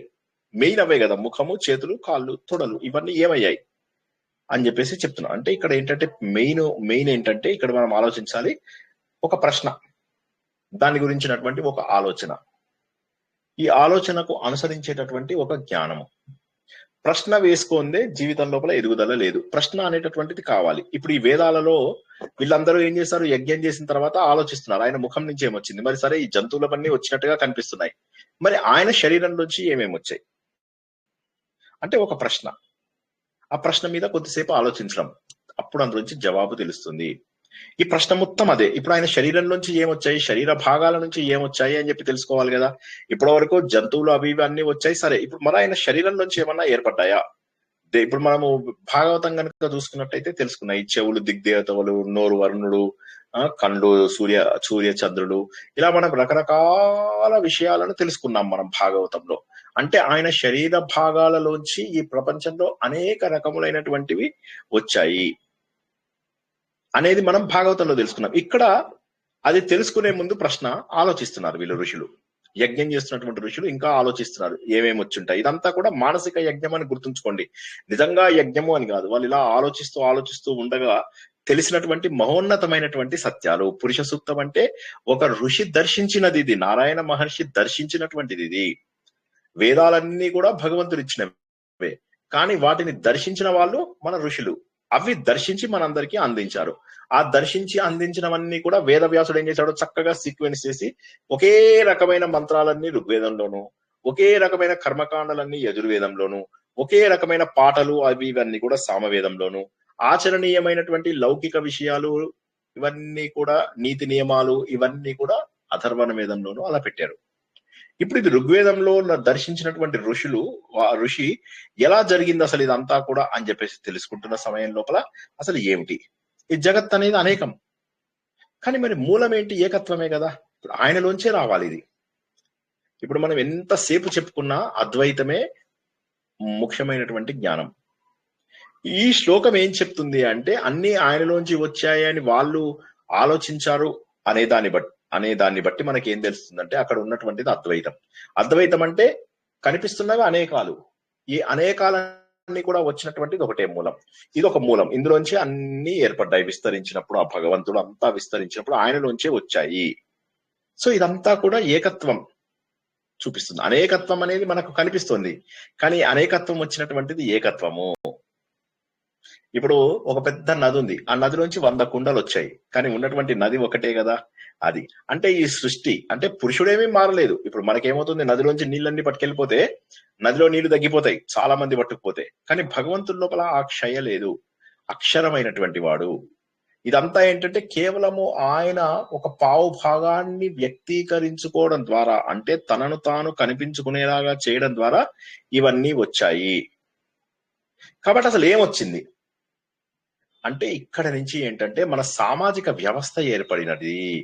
మనం ఎలా ఉన్నామో మనకు అంటే నేను ఎవరు అనేటటువంటి ఆలోచన ఇక్కడ నుంచి ప్రారంభమవుతుంది. ఒకే మూలం నుంచి మేమంతా కూడా వచ్చాము అని చెప్పేటటువంటి ఒక శ్లోకం ఇది, మహోన్నతమైనటువంటి శ్లోకం. అంతవరకు కూడా పక్షులు ఇవన్నీ కూడా చెప్పాము. ఇప్పుడు అసలు భగవంతుడిలోంచి ఎవరెవరైనా వచ్చారా? ఆయన చేతుల్లోంచి ఎవరు వచ్చారు, ఆయన ముఖంలోంచి ఎవరు వచ్చారు, ఆయన కాళ్ళల్లోంచి ఎవరు వచ్చారు అంటే ఎవరొచ్చినా కూడా అదే మూలంలోంచి వచ్చారు. అనేకత్వానికి మూలము ఏకత్వమే. కాబట్టి నేను ఎవరు అనేటటువంటి ఆలోచన ఇక్కడ నుంచి మొదలవ్వాలి. మనం ఏం తెలుసుకున్నాం మొదటి నుంచి కూడా? పురుష సూక్తం అనేది సృష్టి చెప్తూ, ఈ సృష్టి లోపల సృష్టి ఎలా జరిగిందని చెబుతూ, ఇందులోపల ఉన్నటువంటి సామాజిక నియమాలు ఇప్పుడు వస్తాయి మనకు నెక్స్ట్ శ్లోకంలో, 13వ శ్లోకంలో. సామాజిక అంటే బ్రాహ్మణ క్షత్రియ వైశ్య శూద్ర అనేది నెక్స్ట్ వస్తుంది. సామాజిక వ్యవస్థను కూడా ఏర్పరిచి, ఆ సామాజిక వ్యవస్థ ఏర్పడిన తర్వాత నేను ఎవరు అనే ఆలోచన మనకి 12వ శ్లోకంలో వచ్చినట్టుగా మెల్లమెల్లగా మనం చివరి శ్లోకాలలోకి వెళ్ళేసరికి మోక్ష సాధన కూడా తెచ్చుకుంటాం. అంటే మన జీవన విధానాన్ని, జీవిత లక్ష్యాన్ని కూడా పురుష సూక్తం తెలియజేస్తుంది. సో కాబట్టి ఈ శ్లోకం అంతా ఏంటంటే జస్ట్ ఆయన నుంచి ఎవరు వచ్చారు అంటే ఏమిటంటే ప్రకృతి రహస్యం ఏమిటి, అసలు ఇక్కడ ఏమన్నా రహస్యం ఉందా, ఆ రహస్యం ఏమిటి, అందరూ కూడా ఒకరి నుంచే వచ్చారా, మరి ఒకరి నుంచి వచ్చినట్టయితే ఆయన ఎవరు, ఏమేమి వచ్చాయి చెప్పండి అని చెప్పేసి తెలుసుకున్నాము. అంటే ఆ విరాట పురుషుడు ఎవరైతే ఆయనను యజ్ఞం కోసం సంకల్పించినప్పుడు ఆయనను ఎన్ని భాగాలుగా విభజించగలము, ఆయన ముఖము, ఆయన ఊరువులు, ఆయన పాదాలు, ఆయన తొడలు, ఇవన్నీ ఏమేమిగా మారాయి అంటే ఇక్కడ మనం ఏం తెలుసుకుంటామంటే మన శరీరంలో ఏ విధంగానైతే రకరకాల కాళ్ళు, చేతులు ఇవన్నీ మనకేవైతే ఉన్నా నేను ఒక్కనే. ఇప్పుడు నా లోపల కాళ్ళు వేరు, చేతులు వేరు, తల వేరు, ఇవన్నీ వేరు, కానీ నేను ఒక్కనే. అదే విధంగా ఈ ప్రపంచమంతా కూడా అనేకములుగా కనిపించినప్పటికీ కూడా అవన్నీ కూడా ఒకే పరమాత్మలోంచి వచ్చినవి. ఇప్పుడు నా చేతులు వేరు, నేను వేరు అయితానా? ఎవరన్నా చెప్పండి, నిద్రపోయిన వాళ్ళందరూ ఒకసారి లేచి చెప్పండి. ఒక్కటే, నా చేతులు నేను ఒక్కటే. అదే విధంగా ఈ ప్రపంచంలో ఉన్నవన్నీ కూడా ఒక్కటే. ఏమిటి మరి, ఏముండొచ్చు? బహుశా ఏదో ఉంది, ఏదో గొప్ప విషయం జరగబోతోంది, అందుకే ఈ శ్లోకాన్ని చదివారు. ఎందుకంటే ముఖం అనేటటువంటిది జ్ఞానానికి సంబంధించినది, బాహువులు అనేటటువంటివి శక్తికి సంబంధించినవి, పాదములు అనేటటువంటివి సేవకు సంబంధించినవి, మనకు పునాది లాంటివి, మనందరినీ కూడా భరించేవి పాదాలు, ఊరువులు అనేటటువంటివి మనకు పోషణకు ముఖ్యము, సపోర్ట్ కి మనకు ముఖ్యము.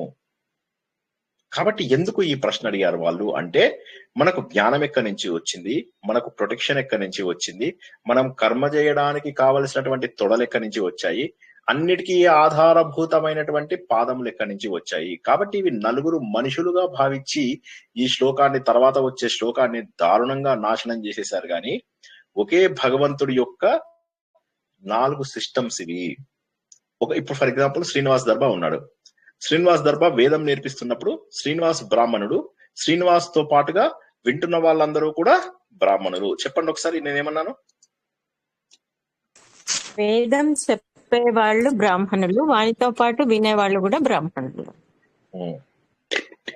అంటే జ్ఞాన సముపార్జన చేసే వాళ్ళు బ్రాహ్మణులు.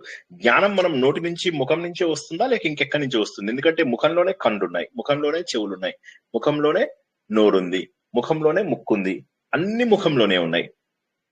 కాబట్టి గ్రహించేటటువంటి జ్ఞానము ఎక్కువ శాతం మనకు 90% ముఖమే. అవునా కదా? Yes are no? సో కాబట్టి ఆయన ముఖంలోంచి ఏమొచ్చింది? మనం వినటం కూడా ముఖం నుంచే కదండి, విన్నవి వచ్చినవి అన్ని ముఖం నుంచి. చెప్పడం, చూడడం అన్ని ముఖం నుండే వస్తాయి. కాబట్టి మనిషికి ముఖ్యమైనది ఇప్పుడు దీని ఎంత ఇంట్లోనే కదా సార్, ముఖంలోనే కదా ఉంటాయి. కరెక్ట్. కాబట్టి ఇక్కడ ఏమర్థమవుతుంది మనకు? బ్రాహ్మణ, క్షత్రియ, వైశ్య, శూద్ర అనేవి వర్ణాలు, అంతేగాని అవి మనుషులు వాడు కులం కాదు అది. ఇప్పుడు నేను నా ఫ్యామిలీని ప్రొటెక్ట్ చేసుకోవాలి, నేను ఎవరినైతే ఇప్పుడు వేదం ఆపేసి, మీకు వేదం చెప్తున్నాను కదా, వేదం ఆపేసి నా ఫ్యామిలీని ప్రొటెక్షన్ చేసుకోవాలి, నేను ఎవరినైతాను? క్షత్రియులు. ప్రొటెక్ట్ చేయటం అంటే అంతే కదా సార్.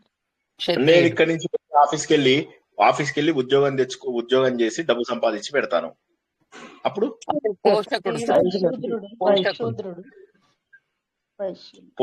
పోషకుడు. అవునా?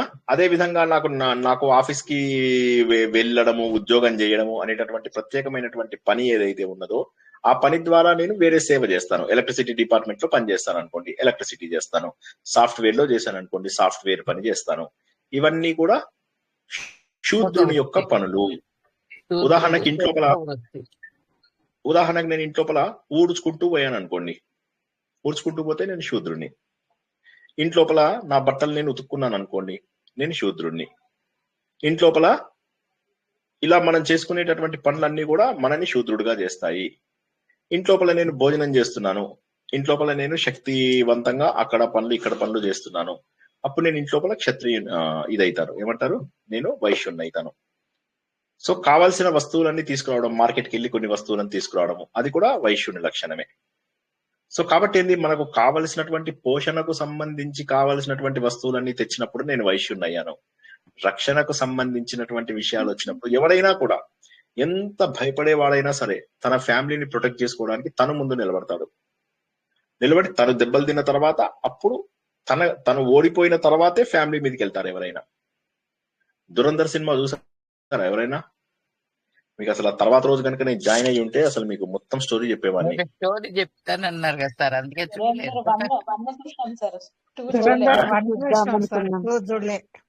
దురంధర్ 2 లోపల వాడు ఏమంటాడు తెలుసా? అరే నువ్వు మగవాడివి, నువ్వు చేసే పనులకు ఎవ్వడు ఇక్కడ మెడల్ ఇవ్వడరా, కానీ నువ్వు చేసి తినాలి, నువ్వు మొగాడమని నిరూపించుకోవాలి అంటాడు.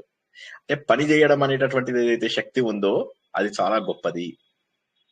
అది మగవాడి శక్తి, పని చేయగలిగేటటువంటి శక్తి ఏదైతే ఉందో.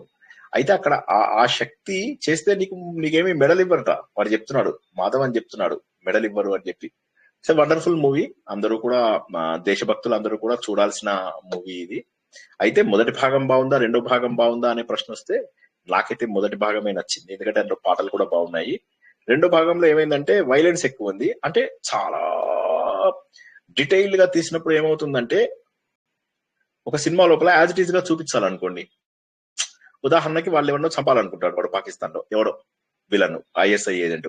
వాడేమంటాడు, వీళ్ళు మన ఖురాన్ని ఏదో అన్నారా అని చెప్పి చెప్తాడు ఎవరినో. అనగానే వాళ్ళు ఏం చేస్తారు, ఓ అయితే వీళ్ళని చంపేద్దామని చెప్పి అందరూ కలిసి వాడిని కొట్టి వాళ్ళిద్దరిని వాళ్ళ పైన పెట్రోల్ పోసి ఆ పెట్రోల్ పైన తగలెడతారు. అవి చూపించాల్సిన అవసరం లేదేమో, కాకపోతే మరి రీసెర్చ్ చేశాడు అతను. ఇప్పుడు ఆ డైరెక్టర్ ఎంత రీసెర్చ్ చేశాడంటే ఈ సినిమా గురించి, మై గాడ్ అసలు అంటే ఎన్నేళ్ళు కష్టపడ్డాడు అనేది ఆ సినిమా చూస్తే తెలుస్తుంది. ఇక అసలు అంటే ఇక హాలీవుడ్ స్థాయి దాటిపోయింది, అందులో అనుమానం లేదు. సినిమా నిజంగా ఇట్స్ ఎక్స్ట్రాడినరీ. బట్ నాకు మటుకు పార్ట్ 2 కంటే పార్ట్ 1 మంచిగా అనిపించింది. నాకు వైలెన్స్ అవసరాన్ని బట్టి ఇష్టమే గానీ మరీ ఎక్కువ అయిపోతే ఇష్టం లేదు. ఇప్పుడు లాస్ట్ లోపల ఒకదాన్ని చంపడానికి దగ్గర 20-25 మినిట్స్ చూపించాడు పార్ట్ 1 లో. అదే విధంగా ఇందులో కూడా 20-25 మినిట్స్ చూపించాడు. నాకు అంత అవసరం లేదు. అంటే ఏవైతే నిజంగా చూపించాలో అవి చూపించడం ఓకే, కానీ కొద్దిగా వైలెన్స్ ఎక్కువైంది అనిపించింది. పిల్లల్ని తీసుకెళ్తే కొద్దిగా జాగ్రత్తగా ఉండండి. అదర్వైజ్ ఇట్స్ ప్రతి హిందూ చూడాల్సిన మూవీ ఇది, అందులో అనుమానమే లేదు. ఇప్పటి వరకు వచ్చిన గొప్ప మూవీస్ లో 100% దురంధర్ 2 ఒకటి, నో డౌట్. టికెట్స్ దొరకలేవు సార్. టికెట్స్ కొద్దిగా కష్టము. మేము వెళ్ళేసరికి ఎట్లా అనుకున్నారు అసలు, మాకు అసలు ఆ థియేటర్ లో అసలు నేను ఇప్పటి వరకు థియేటర్ కి జనాలు వస్తారనే అనుకోలేదు. ఏ సినిమాకి వెళ్ళినా కూడా 2 రోజుల్లో మనకు టికెట్లు దొరుకుతాయి, వెళ్ళిపోతాం. అలాంటిది సినిమాకి టికెట్లు దొరకలేదు సరిగదా. కష్టపడి ఒక డొక్కు థియేటర్కి వెళ్తే, డోల్బీ ఉన్న థియేటరే వెళ్ళా నేను. అక్కడికి వెళ్తే సౌండ్ పేలిపోయింది, చెవులు బద్దలైపోయినాయి. ఓకే, సంహౌ నాకేమనిపించిందంటే పార్ట్ 1 కొద్దిగా మెత్తగా ఉందేమో అనిపించింది. అందులో కూడా వైలెన్స్ ఉంది, కానీ ఇందులో అయితే వైలెన్స్ డైరెక్ట్ గా తలకాయ నరికేసి ఆ తలని కింద వేసి ఫుట్బాల్ ఆడతారు. సో కొద్దిగా ఇష్టం అనిపించలేదు నాకు అవి. కాకపోతే అవి జరిగినవి, అవన్నీ ట్రూ ఇన్సిడెంట్స్ అయినా కూడా ఎందుకో నాకు అవి చూడడం అంత ఇష్టం అనిపించలేదు. పాకిస్తాన్ లో ఉన్నటువంటి ఘోరాలన్నీ కూడా చూపించారు, కానీ సంభవం నాకు పార్ట్ 1 ఇది అనిపించింది. అయితే సినిమాలో మీకు ఒక్క సెకండ్ కూడా బోర్ కొట్టే ఛాన్స్ లేదు. ఎందుకంటే 4 గంటల పాటు ఎంగేజ్ చేస్తాడు. ఎండింగ్ అత్యద్భుతమైనటువంటి ఎండింగ్స్, అసలు ఎండింగ్ అద్భుతం. అది కూడా మళ్ళీ చివరికి లాస్ట్ సెకండ్ వరకు కూడా చూడకుండా మనం మధ్యలో వెళ్ళిపోతే చాలా పాయింట్స్ మిస్ అయిపోతాం. కాబట్టి పేర్లు పడ్డ తర్వాత కూడా చివరి సెకండ్ వరకు ఉండి చూడాలి. ఎనివే దురంధర్ ఎందుకు వచ్చింది ఇక్కడ మనకు మధ్యలో? రైట్, ఈ బ్రాహ్మణుడుగా, క్షత్రియుడిగా, వైశ్యుడిగా, శూద్రుడిగా ఒక వ్యక్తి యొక్క ధర్మాలను చెబుతూ మనం దురంధర్లోకి వెళ్ళిపోయాం. అంటే ఒకే వ్యక్తి లోపల 4 మనుషులు ఉన్నారు. ఒకే వ్యక్తి లోపల నాలెడ్జ్, ఒకే వ్యక్తి లోపల ప్రొటెక్షన్, ఒకే వ్యక్తి లోపల supporting the family with economics, ఒకే వ్యక్తి లోపల సర్వీస్. ఆధారం, ఒక వ్యక్తి ఒక ఫ్యామిలీకి ఆధారం. ఒక భర్త గాని ఒక భార్య గాని ఎవరు సంపాదిస్తే వాళ్ళు ఆ ఫ్యామిలీకి ఆధారం, వాడు శూద్రుడు. దురదృష్టవశాత్తు దీన్ని ఏంటంటే ఎవరి కన్వీనియన్స్ కోసం వాళ్ళు వాడుకుంటూ కుల విభజన తర్వాత బ్రిటిష్ వాళ్ళు వచ్చిన తర్వాత చేశారు. కానీ హిందూ ధర్మం లోపల ఈ కుల విభజన లేదు. వాళ్ళు ఏం చేశారంటే డైరెక్ట్ గా ఆయన ముఖం నుంచి బ్రాహ్మణులు వచ్చారు అని చెప్పేయడం మొదలెట్టారు. ముఖం అంటే ఏంది? ఇది బ్రాహ్మణులు. చేతులు మరి ఇవి కాకపోతే ముఖము కాపాడుతుందా మనల్ని? చేతులు కాపాడతాయా? ఎవడన్నా వచ్చి కొడితే మనం చెయ్యిలా అడ్డం పెట్టుకుంటాం ఫస్ట్. సో దురదృష్టం అది ఏంటంటే అంత మాత్రం లాజిక్ లేని జనాలా అనిపిస్తుంది ఒక్కొక్కసారి. సో వైశ్యస్ అంటే తొడలు ఎందుకోసం కావాలి మనకు? అవి స్ట్రాంగ్ ఉంటే తప్ప మనకు వేరే పనులు చేయలేము. అక్కడ ఉన్న శక్తి బాగా గట్టిగా ఉండాలి. నెక్స్ట్ కాళ్ళే కరెక్ట్ గా లేకపోతే, ఆధారమే లేనప్పుడు మిగతా అవన్నీ పడిపోతాయి. కాబట్టి ఇంకా చెప్పాలంటే అన్నిటికంటే కూడా ముఖ్యమైనటువంటివి పాదాలే. పాదాలు లేకపోతే మిగతావన్నీ పడిపోతాయి. కాబట్టి అందరికంటే గొప్ప శూద్రుడు. మరి ఈ రకంగా చూసుకుంటే వాళ్ళు అంతెందుకు, మనము తలకాయ దండం పెట్టాలంటే వేరే వాడి పాదాలకు తలని దండం పెడతాం. అంటే పాదాలు అన్నిటికంటే గొప్పవాడి తలని తీసుకెళ్లి వేరే వాడి పాదాల దగ్గర పెడతాం. కాబట్టి ఏంటంటే చెడ్డవాళ్ళు, హిందూ ధర్మం తెలియని వాళ్ళు మాత్రమే ఇటువంటి చిల్లర మాటలు మాట్లాడతారు. కానీ నిజంగా హిందూ ధర్మం తెలిసిన వాడు అందరికీ సమానమైనటువంటిది. ఒక శరీరంలో నీకు ఏది ఇంపార్టెంట్ అండి? శరీరంలో ముఖం ఇంపార్టెంటా, కాళ్ళు ఇంపార్టెంటా? ఎవడన్నా వచ్చి నీ ముఖం తీసేసుకోవాలా, కాళ్ళు తీసేసుకోవాలా అని అడిగితే మనం అన్ని భాగాలు కావాలని అనుకుంటాం. కానీ నాకు సరేలే కాళ్ళు లేకపోయినా ముఖం ఉంటే చాలు అని చెప్పేసి అనుకుంటామా? కాళ్ళు లేని జీవితం ఎంత కష్టం, చేతులు లేని జీవితం ఎంత కష్టం. ముఖం లోపల ఒక్క కళ్ళు లేకపోయినా కూడా ఎంత కష్టం ఆలోచించండి. సర్వేంద్రియానం నయనం ప్రధానం అంటారు. సో కాబట్టి కళ్ళు లేకపోయినా కూడా జీవితం ఎంత దుర్భరంగా అవుతుంది. కాబట్టి శరీరంలో ప్రతి భాగము ఇంపార్టెంటే. కాబట్టి 4 భాగాలు కూడా ఇంపార్టెంటే. వీటి గురించినటువంటి వివరణ వచ్చే తరగతి లోపల మరింత అద్భుతంగా చేసుకుందాం. అంటే ఏమని తెలుసుకుంటున్నాం మనం ఇప్పటి వరకు కూడా అంటే, భగవంతుడు సృష్టి చేసిన తర్వాత ఒక క్రమ పద్ధతిలో జీవన విధానం అంతా కూడా ఒకరిపైన మరొకరు ఆధారపడుతూ జీవితాన్ని వెళ్ళబుచ్చాలి. మేకలని, ఆవులని మనం పోషిస్తాం, అవి మనకు పాలిస్తాయి. అదేవిధంగా మళ్ళీ మనం వాటిని మంచిగా గడ్డి అవి పెట్టేసేసి వాటిని మళ్ళీ పోషిస్తాం. అవి మనతోని ప్రేమగా ఉంటాయి, మనం వాటితోని ప్రేమగా ఉంటాయి. అదేవిధంగా కుక్కలు కానీ, పిల్లులు కానీ ఎంత ఆడుకుంటాయి. అవి కుక్కలు, పిల్లులు ఎంత ఆడుకుంటాయి, ఎంత ఎంజాయ్ చేస్తాయి. మన దీన్ని అవేం భయపడవు, మనతో చాలా ఎంజాయ్ చేస్తాయి అవి. అదేవిధంగా అడవులు ఉన్నాయి అంటే అడవులలో సెపరేట్ వ్యవస్థ ఉన్నది. సింహాలు, పులులు వాటి వ్యవస్థ వేరు, ఏనుగులు వాటన్నిటి వ్యవస్థ వేరు.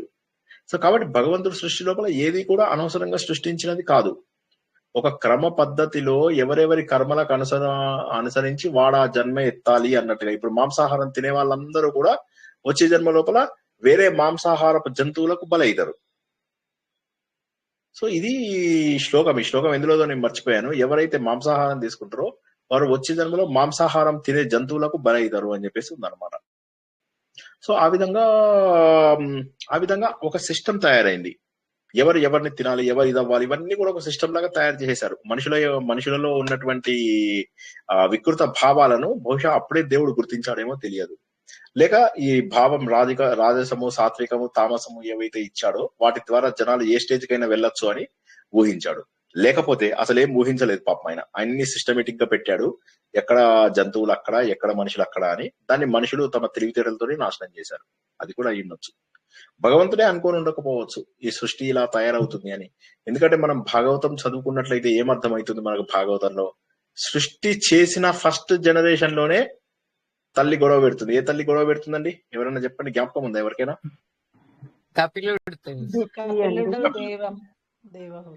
ఫస్ట్ జనరేషన్ లోనే గొడవలు స్టార్ట్. తల్లి అంటే నరే కొడుకా నువ్వు వెళ్ళకరా నాయన, మీ నాన్న వెళ్ళిపోయాడు, నీ అక్కలందరూ వెళ్ళిపోయారు ప్రజాపతులను పెళ్లి చేసుకొని, నువ్వు ఎడికి పోతావురా, వెళ్ళకరా అని చెప్పేసి బాధపడుతూ ఉంటుంది. నాన్నగారు వెళ్ళిపోయారు తపస్సుకి, మీ నాయన పోయిండు, మీ అక్కలు పోయిండ్రు, నేను ఒక్కదాన్ని ఏం చేయాలా ఇన్నాళ్ళు అంటే ఫంక్షన్స్ చేసిన మస్తుగా. శ్రీనివాస్ సార్ వద్దన్నా కూడా ఫంక్షన్స్ కి వెళ్ళినాం. ఆయన 3 రోజులు గ్యాప్ ఇచ్చిండు. ఫంక్షన్స్ మీద ఫంక్షన్స్ తిప్పి కొట్టినాం. సో ఇవన్నీ మరి నిజం చెప్పాలంటే పాపం ఆవిడ దేవహూతి అప్పుడే అనుభవించింది. ఫస్ట్ జనరేషన్ లోనే ప్రాబ్లం స్టార్ట్ అయింది. బహుశా నాకేమనిపిస్తుంది అంటే దేవుడు ఈ ప్రాబ్లమ్స్ ని యాంటిసిపేట్ చేసి ఉండడేమో అనిపించింది నాకు. అంటే జస్ట్ ఇది ఊహ మాత్రమే, ఇది నిజం కాదు అనిపిస్తుంది. ఎందుకంటే ఫస్ట్ జనరేషన్ లోనే ఆయన కపిల గీత ఇవ్వాల్సి వచ్చింది. చాలా అద్భుతమైనటువంటి విషయాలను తెలుసుకున్నాము. ఆత్మసుఖము వీడి నీ ఆట కొరకు పాత్ర పోషణ చేసితి సూత్రధారి, విశ్రమించద నీ పాదం ఆశ్రయించి పరమ కరుణాంతరంగా శ్రీ పాండురంగ. జై శ్రీకృష్ణ. వచ్చే వారము 12, 13 శ్లోకాలని కలిపి అద్భుతంగా తెలుసుకుందాం. ఇవాళ ఆల్రెడీ కొంత తెలుసుకున్నాం వివరణ. దీని యొక్క పూర్తి స్థాయి వివరణను తెలుసుకుందాం. ఎంత అద్భుతంగా ఒక సృష్టిని జరిపాడు భగవంతుడు. మనకు కావలసిన జ్ఞానాన్ని ఇచ్చాడు. ఆ జ్ఞానాన్ని అందుకోవడానికి మనకు అవకాశాన్ని ఇచ్చాడు, ఇచ్ఛాశక్తి, క్రియాశక్తి, జ్ఞానశక్తి ఇచ్చాడు, దానికి తగ్గటువంటి బాధ్యతలు అందించాడు, మనతో పాటు కలిసి నివసించేటటువంటి జంతువులన్నింటినీ ఇచ్చాడు. మళ్ళీ ఆ జంతువులలో కూడా సిస్టమేటిక్ డివిజన్ ద్వారా మన భారాన్ని మోసేటటువంటి గాడిదలని, మనం ఒక దగ్గర నుంచి మరొక దగ్గరికి ట్రాన్స్పోర్ట్ చేయగలిగేటటువంటి గుర్రాలను, ఇవన్నింటినీ మనకు అందించడము, మనకు శరీరానికి వస్త్రధారణ ఇవ్వడానికి గొర్రెలను, తర్వాత మేకలు ఎందుకు ఇచ్చాడండి? మేకలకు కూడా ఊలు ఉంటుందా? మేకలకు ఇంద్రియ గొర్రెలకు ఉంటుంది సార్ ఇంద్రియ గొర్రెలకు శక్తి అని అన్నారు. గొర్రెలు అంటే ఉన్ని అన్నారు సార్, మేకలు అంటే ఇంద్రియ శక్తి అన్నారు. ఇంద్రియ శక్తి కరెక్టే, కానీ మేకలని ఎందుకు పుట్టించాడు దేవుడు? మైగ్రేషన్ కి సార్. మైగ్రేషన్ చేస్తాయా మేకలు? మేకలు అంటే బ్లాక్ కలర్ లో ఉంటాయి, అవే కదా గోట్ అంటారు. గోట్ అంటే మేకలే. వైట్ కూడా ఉంటాయి సార్, వైట్ కూడా ఉంటాయి. వైట్ ఉంటాయి, రెడ్ ఉంటాయి, బ్లాక్ ఉంటాయి సార్. ఉంటాయి సార్, అన్ని రకాలు. ఉంటాయి సార్. అవిటిది మరి ఇది చేయరా? వాటి ఉన్నిని మనం వాడుకోమా? ఇప్పుడు మేము అమెరికా పోయినప్పుడు మేము ఫస్ట్ వెళ్ళింది చల్ల ప్రదేశానికి వెళ్ళాము. చల్ల ప్రదేశానికి వెళ్తే అందరూ ఏమన్నారంటే, నువ్వు వెళ్తున్నది చలి ప్రదేశానికి, ఆ పైన ఉన్న లేయర్ కాక లోపల ఉన్నటువంటి ఊలు ఏదైతే ఉంటుందో అది గోటు యొక్క ఇక్కడ గడ్డం కింద ఉండే ఊలు దొరికేది, అది తీసుకో అని చెప్పారు నాకు. అంటే మేకల గడ్డమా సార్? ఉంటుందా దానికి? అదే తీసుకున్నా నేను, ఎగ్జాక్ట్లీ అదే తీసుకుంటే -20 degrees మేమున్న ఊరు లోపల. హిమాలయాల్లో ఉండే వాటికి ఉంటుంది సార్ ఊళ్ళు. మగ మేకలకి ఉంటుందేమో, ఆడ మేకలకైతే ఉండదు సార్. అదే నాకు అంత ఐడియా లేదు, బట్ అదే మొత్తం మీద నాకు అదొకటి ఇన్సిడెంట్ జ్ఞాపకం వచ్చింది. మేక ఎందుకు అనేది తెలియదు, నేను రీసెర్చ్ చేయలేదు, ఆనెస్ట్లీ స్పీకింగ్ రీసెర్చ్ చేయలేదు. నేను రీసెర్చ్ చేసి వచ్చే వారము చెప్తాను. మేకలు ఎందుకు పుట్టించాడు అనేది నాకు ఇప్పటికి అర్థం కావడం లేదు. మీరేమో ఆహారం అనేస్తారని చెప్పి నాకు భయము. నాకు ఆ మాట చెప్పడానికి. మేకపాలు తాగుతారు కదా సార్, మెడిసిన్. బోన్స్ విరిగితే మేకపాలు తాగుతారు సార్, బోన్స్ తొందరగా అతుక్కుంటాయి. ఎరువుకు కూడా ఉపయోగిస్తారు సార్, పంటల్లో ఎరువు కూడా ఉపయోగిస్తారు సార్. ఓకే ఓకే ఓకే అయ్యుండొచ్చు. ఓకే, నాకు అది అంత ఐడియా లేదు. అది కాక చిన్నప్పటి నుంచి నాకు జంతువులు అంటే ఇష్టం, గానీ ఎప్పుడు దగ్గరికి వెళ్ళేవాడిని కాదు. నాకు ఇప్పుడు కుక్క పిల్లలు అంటే చాలా ఇష్టం, కానీ నాకు చూడడానికి, దూరం నుంచి చూడడానికి ఇష్టం. మా వైఫ్ వాళ్ళ ఇంట్లో ఒక కుక్క ఉండేది, అది చాలా ప్రేమగా ఉండేది. పాపం అది కొత్తలో ఒక్కసారి నన్ను చూసి అరిచింది అంతే, ఆ తర్వాత ఎప్పుడు ప్రేమగానే ఉండేది. కానీ దగ్గరికి వస్తే నాకు భయం వేసేది. వచ్చి కూర్చునేది, పాపం కాళ్ళ దగ్గర కూర్చునేది, నేను వస్తే ప్రేమగా ఉండేది, కానీ నాకు భయం ఉండేది. అలాగే పిల్లి అంటే కూడా నాకు ఇది. ఇప్పుడు మా పాప పిల్లితో ఆడుకుంటది బాగా. రోజు ఆ పిల్లికి భోజనం పెట్టడము, పిల్లితో ఆడుకోవడము, దానికి చాలా ఇది. నాకు ఎందుకో జంతువులతో అంత ఇది లేదు. సో ఇప్పుడేమో మనుషులతో కూడా కట్ చేసుకున్నా, మనుషులు లేదు జంతువులు లేదు ఇప్పుడు. అట్లాగా జంతువులతో చాలా ఎంజాయ్ చేస్తారు జనాలు. అట్లాగే ఆవు ఉంది కదా, ఆవుకు దగ్గరికి వెళ్ళాను నేను, నాకు చాలా భయం. సో ఆవులన్నా కూడా ఇది. ఇక నాకేంటంటే ఒక్క భయం లేనిది ఒకే ఒక జంతువు, అదేంటంటే సింహం.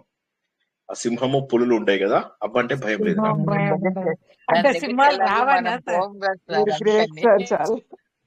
సింహం, పులి అంటే ఎందుకు భయం లేదంటే, లలిత సహస్రనామం చదివినప్పుడు మా ఇంట్లో చాలా పులులు వచ్చాయి. నరసింహస్వామిని తలుచుకుంటారేమో, పులి అంటే అమ్మవారిని తలుచుకుంటారేమో, అందుకే భయం. కాదు, అమ్మవారిని తలుచుకున్నప్పుడు పులులు వచ్చేస్తున్నాయి. పులులు రాగానే ఏమైంది, మా ఇంటికి అందరూ స్టూడెంట్స్ అందరూ వచ్చారు, పారాయణ చేద్దాం సార్ అంటే, రండి అన్నాను. అన్న తర్వాత నేను ఇక పారాయణం చేయడం మొదలెట్టాను. నేను మహాభక్తుని కదా, ఆ పారాయణం చేస్తే ఎట్లా అయిపోయిందంటే, ఇక దేవత ఆమె దిగిరాలే పులులన్నీ పంపించింది. పులులు వస్తున్నాయి, మెట్ల మీద పులులు, లిఫ్ట్ ఎక్కి కొన్ని పులులు, ఇట్లా అన్ని వస్తున్నాయి. మన స్టూడెంట్స్ చూడాలి. వాళ్ళందరినీ పంపించి నువ్వు ఏకాంతంగా చదువుకోమని చెప్పిందేమో సార్. సో అయితే అలాగా అవన్నీ వస్తే స్టూడెంట్స్ అందరు పారిపోయారు. నాకు అదే అర్థం కాలేదు. ఇప్పుడు అందరూ కోతులే రావాలనుకుంటారు, కానీ నేనేమో పులులు తెప్పించాను, అయినా కూడా జనాలు ఎందుకో మరి చేయలేదు.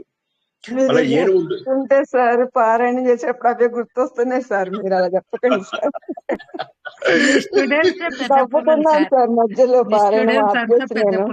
పులులు వస్తే భయపడతారు, మీరు అది చూసుకోండి. పుల్లు వస్తే భయపడతారు. లలిత చేసుకుంటూ పారాయణ చేస్తూ వెనక్కి తీసుకోవడం సార్, అదే అంటున్నారు, అలా భయపడిపోతారు. చూసుకుంటున్నా. సో చాలా శ్రద్ధగా చేయండి. నాకు మిగతా జంతువులు అంటే భయం, గానీ ఒకసారి కోతి, మేము ఒకసారి చండీ హోమం చేయడానికి మొత్తం బ్రాహ్మిన్స్ గ్యాంగ్ అంతా కూడా అక్కడ వెళ్ళామన్నమాట.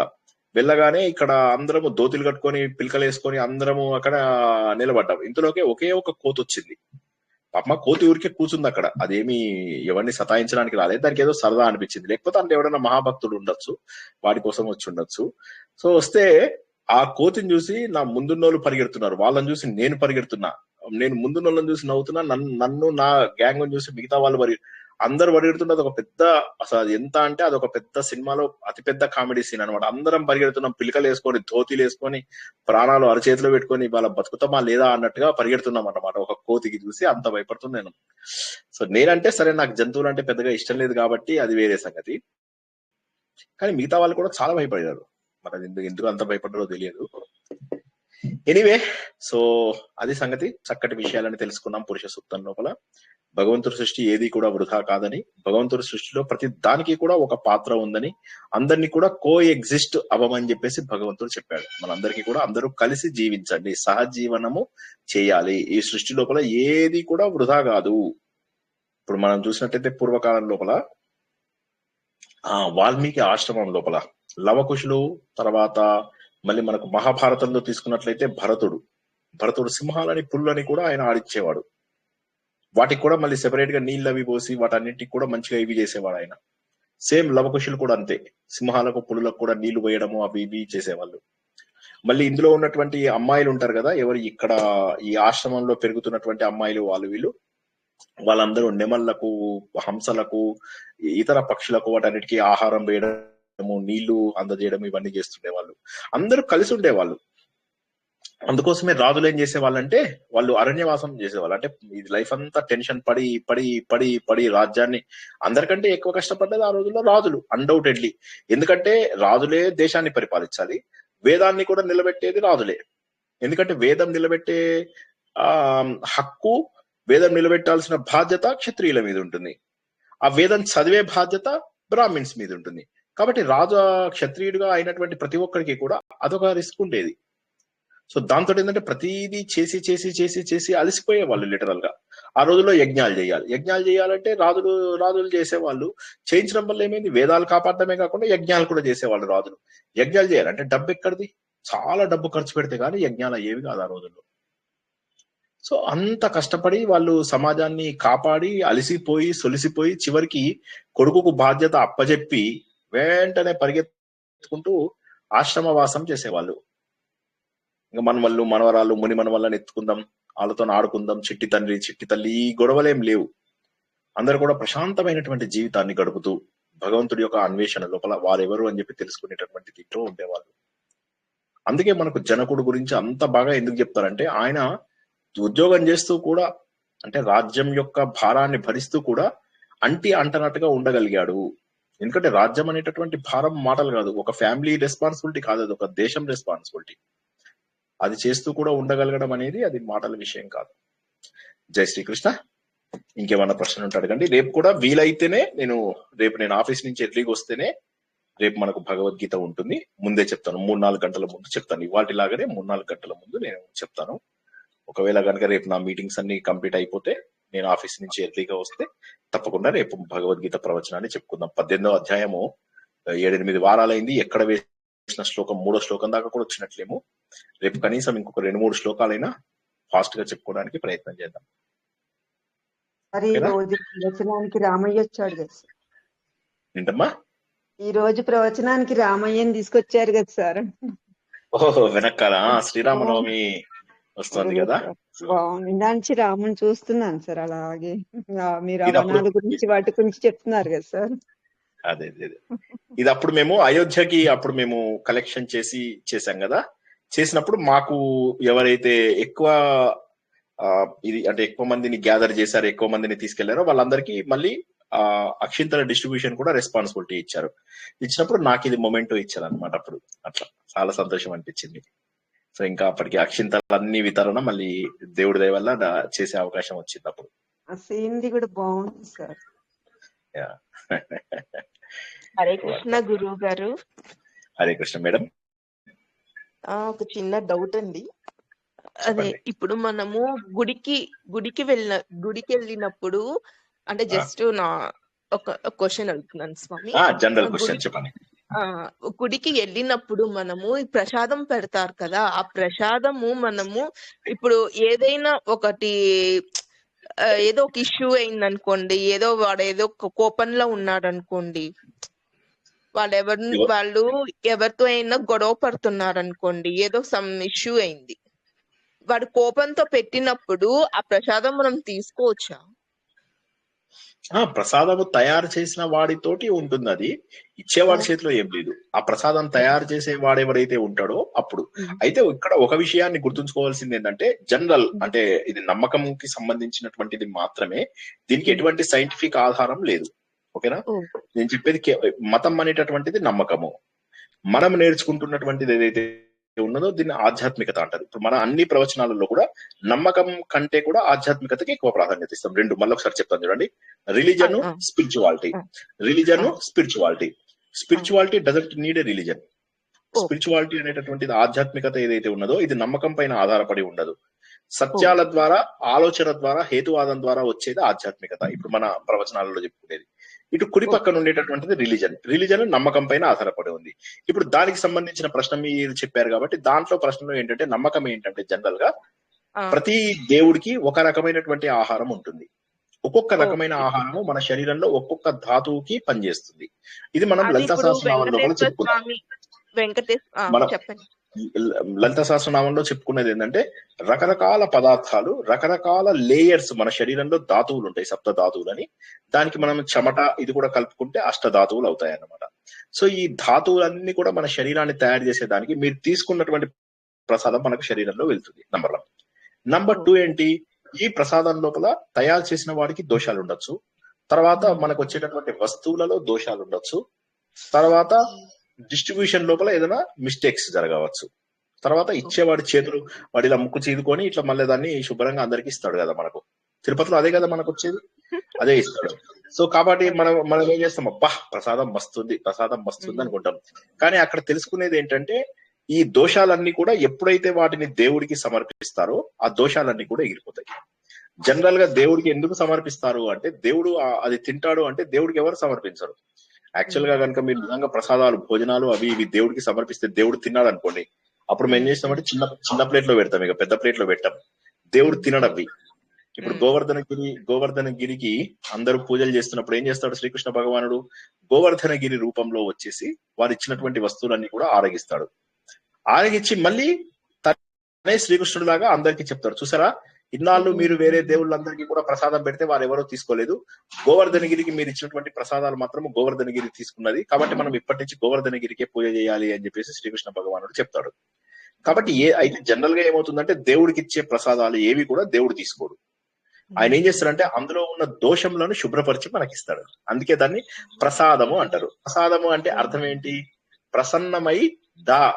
ప్రస అంటే ప్రసన్నము, దా అంటే ఇవ్వబడినది, ప్రసాదము అంటే ప్రసన్నంగా దేవుడు మనకు ఇచ్చినటువంటిది అని మీనింగ్. అంతేగాని ఆహారంలో ఏమీ ఉండదు, అది దేవుడి యొక్క ప్రసన్న స్వరూపము అని అర్థం చేసుకుని తీసుకోండి, ఏమీ కాదు, అస్సలు ప్రాబ్లం లేదు మీకు. మీ ప్రశ్నకు జవాబు ఇది. ఓకే, థ్యాంక్ యూ గురువు గారు, చాలా బాగా చెప్పారండి, చాలా బాగా చెప్పారు గురువు గారు, ధన్యవాదాలండి. జై శ్రీకృష్ణ. ధన్యవాదాలు చెప్పక్కర్లేదు, జై శ్రీకృష్ణ చెప్తే చాలు. జై శ్రీకృష్ణ.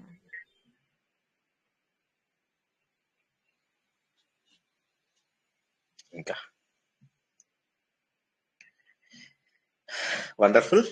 ఇంకా పడుకుందాం. మళ్ళీ రేపు నేను ఆఫీస్ నుంచి ఎర్లీగా వస్తే రేపు కూడా తప్పకుండా చేసుకుందాం. ఈ వారం రోజులు కొద్దిగా ఇలాగే ఉంటుందని గుర్తుంచుకోండి. ఏ రోజు చెప్తానో ఏ రోజు చెప్పనో ఈ వారం రోజుల పాటు గ్యారంటీ లేదు. సో ఏ రోజు వీలైతే ఆ రోజు నేను ముందే మెసేజ్ పెట్టి చెప్తాను. సో అదొకటి గుర్తుంచుకోండి. ఆడిట్స్ అయిపోయిన తర్వాత ఇంకా 4వ తారీఖు నుంచి మనకు మళ్ళీ యథావిధిగా కార్యక్రమాలు కొనసాగుతాయి.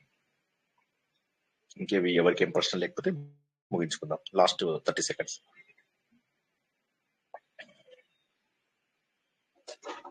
వండర్ఫుల్. అందరూ కూడా అద్భుతమైనటువంటి సృష్టి రహస్యాలను తెలుసుకున్నారని, సృష్టి రహస్యాలలో భగవంతుడు చేసినటువంటి క్రమబద్ధమైనటువంటి సహజీవనాన్ని మనకు ప్రోత్సహించాడని తెలుసుకున్నాం. ఇవన్నీ కూడా ప్రశ్నలు, ప్రశ్నలు చేసుకోవడం ద్వారా విచారణ చేసుకునే అవకాశం ఉంది. విచారణ అనగా ఆలోచన. ఆలోచన ద్వారా మనకు జ్ఞానము వచ్చే అవకాశం ఉంది. హిందూ ధర్మంలో ఆధ్యాత్మికత కోరుకునేవారు, దీనికి నమ్మకంతో పని లేదు. ఆధ్యాత్మికత ఉన్నవాళ్ళు ప్రశ్నించి దాని గురించి ఆలోచించి దానికి జవాబు తెలుసుకుంటారు. వారు తొందరగా సత్యాన్ని చేరుకుంటారు, జ్ఞానాన్ని అందుకుంటారు. ఈ సత్యాన్ని అందరూ గుర్తించాలని ఆశిస్తూ ఈ రోజు ప్రవచనాన్ని ఇక్కడికి ముగించుకుంటున్నాం. పునర్దర్శనం రేపు రాత్రి 9 గంటలకు. అంతవరకు కూడా అందరికీ కూడా శుభం భయాత్, శుభరాత్రి. జై శ్రీకృష్ణ. జై శ్రీకృష్ణ సార్. జై శ్రీకృష్ణ గురుగారు. జై శ్రీకృష్ణ.